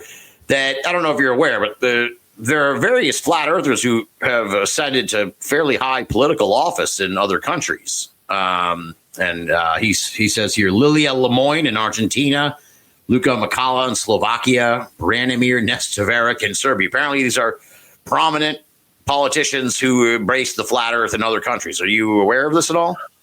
I have heard one of our I have, but at the same time, the unfortunate aspects of Flat Earth is we tend to be limited to our own country. Mm-hmm. So, and I've tried to tell people that this won't do it. I go type Flat Earth into another language and then feed that word, convert it into like German or French or Italian. Yeah, that's how I get my news. Yeah. Feed it back into Google and see what happens. Yeah. Right. And our factions, and if you want to, well, I'll throw a conspiracy word for it. If one of our cells is in another country, then we generally don't talk to each other that much. I mean, yes, there's been a couple of people that have crossed over. Like some of our people went over to like a South Korean conference, and I've done a conference. But as far as non-English speaking countries or countries where I know that English is a second language for a lot of people, but we don't run into them that much. So whatever they're doing is autonomous to us. And it's cool and everything, but at the same time, I wish I could talk to them, but most of the time we just don't, they stick within their own region and then, don't branch off. Yeah. But yeah, that's kind of fun. That's cool. I don't know if it ever happened here because, the Flat Earth sticker doesn't go over as well here as it does in other countries. But yeah. Right. Right. That's cool. Well, it is. The other part is you don't really follow politics, but it does seem like the red team, as you call them, very conspiracy friendly, right? Yeah. Super conspiracy friendly. Some even kind of dabble a little in Flat Earth. They do. Dip their toe in it. I mean, what do you make of that whole thing? Do you feel like that's good for? I mean, just look at even though I'm a globe believer, I'm also a super. If I give you the benefit of the doubt that the Earth is flat, then I'm still super skeptical they'll ever fucking tell us. Right. So to me, it's like so. But with the red team being super pro conspiracy theory, Do you feel any sense that maybe that's good for flat Earth? It is and it isn't. What I have learned is that red team. So we do have a lot of blue team members, but blue team members don't like talking about it. Blue team members will not be content creators. Blue team members don't go to conferences. Red team members go to conferences. They will go to meetups. The blue team members that I have talked to, over the years, they like to be kind of quiet because, as you know, blue team, for lack of a better term, has more faith, not even blind faith, just faith. They have more faith in the government than red team does. And science. In science, yes, the science side. If you go to any university, you could probably plot a graph for good or bad. And yes, the higher you go, your master's and your PhD are more likely to be blue team. Mm-hmm. And because of that, and I've said this many times, and it's not a slight on flat earthers, but I say, look, if someone's got a master's degree in a physical science or even a bachelor's degree in physical science, you're probably not going to be able to do anything with them. Master's degree in anything, you're going to have a problem. And if they have a PhD in anything, they're done. You will not be able to touch them. Mm-hmm. Of course, there's exception to every rule. There's some people out there that have flipped, but even those people are very quiet, very low key about it. So yeah, we deal with it, it's like, at the same time, but at the same time, it kind of works out because when we're doing conferences there, we don't have a lot of squabbles, but at the conferences, we don't talk about politics that much. Right. So if there are blue team members, they just have to kind of grin and bear it because there are some red team hats at the conferences, to be sure. You're not going to be wearing, I've never seen anyone wear a blue political hat at a conference ever. Right. So, okay, so one last thing that I got a lot of joke question, but one last thing is, we just circle back to this upheaval in the flat Earth community recently. Yeah, is it possible that, setting aside all of your speculation, maybe because what I thought when I saw this was you got Pastor Will, right? You got Pastor Will. You got Robbie Davidson, who's a super religious dude. Yeah, maybe there was some kind of common ground there where they connected, and that's kind of what he kind of like talked Robbie out of flat Earth by way of their shared religious beliefs. That's not bad, by the way. That's actually not a bad thought at all. However, there was never any interaction publicly between them or even back chatter that I heard about. Will Duffy seemed to be focused on the current people. Will Duffy, he was pushing buttons. Every current he was going after Whitsitt. He was going after David Weiss. He was going after me. He was going after Eric DeBay. In fact, everybody, like the top 10 flat Earth content creators, he was doing public shout outs. It's like, I want this person to call me and I want them to go to Antarctica. Right. And he sent emails out to everybody he could. I don't think he sent an email to Robbie Davidson, not because Robbie hadn't done good work, but again, because he was out. He wasn't in the current conference. He was looking for the people that had been to the conferences in the last couple of years. Yeah. So, I mean, yes. Do they share a common ground? Yeah. But we never saw anything along those lines. And again, somebody should have said something publicly, even if they were to challenge each other to a debate or anything like that. Will Duffy didn't seem to care about debating anyone in the biblical side of things. That he was really, really just focused on the experiment and trying to get somebody down there. He's very, very single-minded when it came to that. So, okay. But yeah, hey, you know what? You're the first person to suggest it. So gold star. It's good. I mean, to me, yeah. I mean, like I said, I'm not really super on board with the payoff system idea myself. So to me, that makes a little more sense. Now, let me allow you the opportunity to sort of refute this video. I haven't watched it because I don't have all that much time in my life. But for the Will Duffy, he says here on the video, Mark Sargent declines free trip to Antarctica because of the trolls. So for anyone who wonders what does that mean? What is his assertion there? No, I don't want to use the word hate, but because I'm old enough. I was there when the internet trolls were born. I watched it happen in real time. It's like, oh my God, when young men realized that they could say anything they want on the internet with no repercussion whatsoever. Oh, it's a nightmare, dude. Oh my God. So I don't get in arguments with like anonymous people online because 99% of the time they're like 15 years old and they're in fucking England. Yeah. It's like, get the fuck out of here. I don't have time to waste with you, kid. Yeah, Go on. And I understood the Jay and Silent Bob Strike Back reference where they took their movie money. Yeah, exactly. And they flew around the country and just beat up trolls. I understood that. It's like, did you say on such and such a date, go suck a dick? It's like, and they just beat the shit out of them. Yeah. And it's like, yeah, I totally got that. And so when it comes to our content, globalist content creators, there are some that are worse than others. And I don't like, I like people that, I like you, you're fair and Thank you. You point and counterpoint. We've spent time together. I could hang out with you, but there are some really aggressive people that all they want to do is push your buttons. They want to go for the reaction. And these were people that were going to be going down on this trip. They were basically just glorified trolls. That's all they were. And it's like, no, I'm not. I don't like hanging out with these guys. If these guys show up at meetups and conferences, we usually kick them out.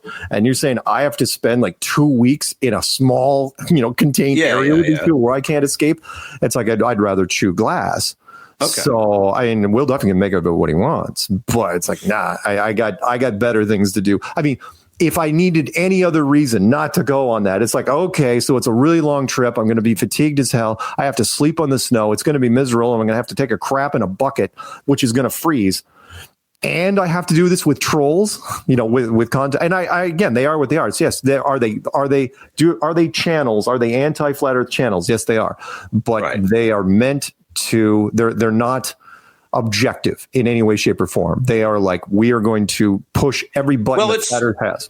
So yeah, it's really kind of crazy. I think we talked about this the last time you were on in 2021 because I got a weird taste of this when I went to the conference because I would like post pictures and people would be like, fuck you, say horrible things. And I'm just like, and they were completely neutral, almost as a thought experiment. It was just like, I'm like at the Flat Earth convention, here are the pictures. Like, not like this is awesome, go Flat Earth, whatever. Right. I was just like, here it is.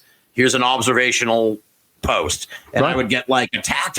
Time would go by, like 6-9 months later, I'd still get notifications that someone like came upon the fucking thing, was like, what are you, a fucking moron? It's like, I'm talking to you tonight with the Will Duffy thing.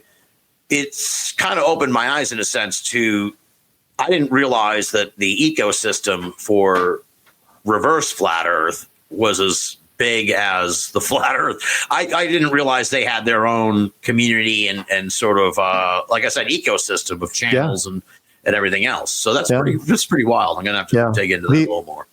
The quick thing about trolls, I like to joke around, but there's been several memes over the years. And one of them was, there was a challenge some years ago. It's like, can your video go from, before they had thumbs up and before they got rid of the thumbs down, can your video go 100 thumbs up without a thumbs down? Right? Can that even be done? And it was almost impossible. I mean, you could have a video about kittens and puppies playing together, in the middle of a kid's cancer ward. Right. And you'd still, by the time you got to 90, someone would be like, I hate you. I hate your religion. Everything here sucks. Thumbs down, unsubbed. And it's like, you weren't even subbed to begin with, but they love saying that. Right. Mm-hmm. And, or my saying that I love, it's like, the old saying, which is, if you don't have anything nice, don't say anything at all. Now, if you don't have anything, nice to say, well, you're probably on the internet, in the comment section of YouTube. That's a great line. Okay. Last question before I let you go. It's a light one. It's an easy one. Okay. Top hat guy. Do we know the whereabouts of the top hat guy from Dallas? I forget his name now. He was from like Hawaii. Oh, right. There was a documentary. I think I know the younger guy, right? With the ill-fitting suit. No. He guy? was a big fat guy. He was a big fat guy. And he had a top that guy. hat. Oh, he was one of ours, right? Yeah. He was a good dude. I have no idea where he is. I got to look up his name. He was like from Hawaii. He went to jail for selling acid at Grateful Dead concerts and everything. And then he escaped jail. Oh, man. Oh, by the way, what our biggest channel, by the way, ODD Reality. I think he's back in jail. That was again the breakout joke. He's like 300,000 subs or so, and he's always had more subs than anybody because he also does rap in his spare time. And like every time I hear about him, it's like, oh yeah, he's in jail. It's like what? Weird. Yeah, whatever. What about the musician guy that had the funny little? The musician guy that had like the funny little instrument. Flat Earth Man, that guy. Yes, I love that guy. Yeah, he's still doing his thing. He's a British guy that lives in Spain. Really? Yeah, and he's Conspiracy Music Guru is the channel, and he's still doing stuff. Still, love that guy. Still, yeah, he's great. I was really glad. I still to this day use his tracks from that country album, because he's definitely not country. For all meetups that I do, I put one of his tracks in there, and he's a it's total sweetheart. That guy. Yeah, he's wonderful. I love him a lot. All right. So what's next for you, Mark Sargent? I have a feeling you're going to be doing a lot of interviews as this all unfolds. Well, you have book plans, conference plans. I am working on a script. The funny thing is, before all this happened, I was working on a script for. They asked me to write one for a documentary, which somebody else was going to shoot. I was going to call it Beyond the Curve, as sort of a takeoff of Behind the Curve, because the producers of Behind the Curve, they hated us, and they could have done a sequel so easily. And I looked through their IMDb pages. It's like, you guys aren't doing really anything. I mean, you worked on a couple television episodes here, and you did this. It's like, call us up. You could do it, but they don't, for whatever reason, they don't want to touch us. It's like you made it in the top 10 of every film festival you went into, but whatever. Yeah. I'm going to do more interviews, talk about, see if I can stretch out the drama and make it to where the everybody kind of see where it ends up, because we'll see if the other people surface. Right now it's just Jaron. I don't know if anyone else will come forward to talk about it. Do more meetups, get ready for the conference. I'm going to be what's the conference? You keep mentioning a conference. Oh yeah. We're the American conference this year will be in North Carolina. Oh, and when? It'll be in September. Really? Well, do you know the date? It'll be probably the third weekend in September. I might have to go down there. It'll be the weekend of the hang on, March, April, May, June. Is Karen putting this on? No, Karen is not doing it this year. This is the first year it's going to be out, and it's going to be done by somebody outside our community, but they're in the paranormal. Actually, the guy that's putting it on, he actually specializes in Bigfoot conferences, believe it or not. Really? Yeah, and he had me on his show a couple times. Like, I really think Flat Earth could be a cool thing. He's going, we should do a conference, and you should help me with this. And it's like, all right, so I'm going to help pick the speakers. Does it have a name? Just Flat Earth Conference. Okay. 2025. That's all. No website or anything. No, it hasn't come up yet because we don't have the speakers yet. But we'll get them. It'll be the weekend of the 20th. All right. Keep me posted on that, because I will. Want to come down, and if the guy who's organizing it, if he's a Bigfoot guy, do you know his name? Yes, I can tell me. Dr. John Stamey. All right, yeah, if he's listening, maybe he knows who I am. Stamey. He's done a bunch of conferences over the years. In fact, I think he's doing one. Check it out. But that's what he specialized in. It's like, you know what? Part North Carolina, I think we could do that. It's fairly close to where we did the last one, because the other one we were doing in Spartanburg. Yeah. The what? That would be cheap for me to get down there. So yeah. No, remind me. I'll shoot you a thing, but we should be know. I'll be keeping an eye out. 3 weeks or so, the speakers that are going to go down there. Of course, the speaker list has changed a little bit. I can imagine, but or at least the potentials, because of what's going on. But that's fine. Well, we've got more than enough people. We have people knocking on our door to speak at these things. Cool. Anything else? All right. Well, that's it. Where do you want people to go to check out your stuff? I'm amazed. Again, it's like I'm like old. You're older than me, so kudos to you, because I can't keep up with this YouTube shit. It's like all you talk about is these channels and these creators and shit and all this stuff. No. It's like a huge it's a huge subculture that I'm completely unaware of. So where do you want people to go? I noticed that at the Flat Earth convention too. Everybody's handing me cards and shit with their YouTube channel on it. I'm like, holy shit, this is crazy. So what's your channel you want to plug? All you have to do is go into any search engine and type in Flat Earth Mark. That's it. That'll be easy. And then people can just follow the rabbit hole from there. If you run into my channel, great. But as you know, there are all sorts of channels out there. So wherever it takes you, fantastic. Eventually you'll get to me. But Flat Earth Mark, You'll be just fine. And that's it. The Flat Earth Mark should get you to my channel. There's lots of stuff out there, though. I mean, don't take what I say as gospel. I'm not here to convince you or persuade you. I'm just here to put the idea into your head. You figure it out for yourself, because in the end, it's your journey. And I'm just here to kind of inspire from time to time. There you go, man. Well, thank you very much for coming on the show. I really appreciate it, and I enjoyed the chat a lot. Thank you.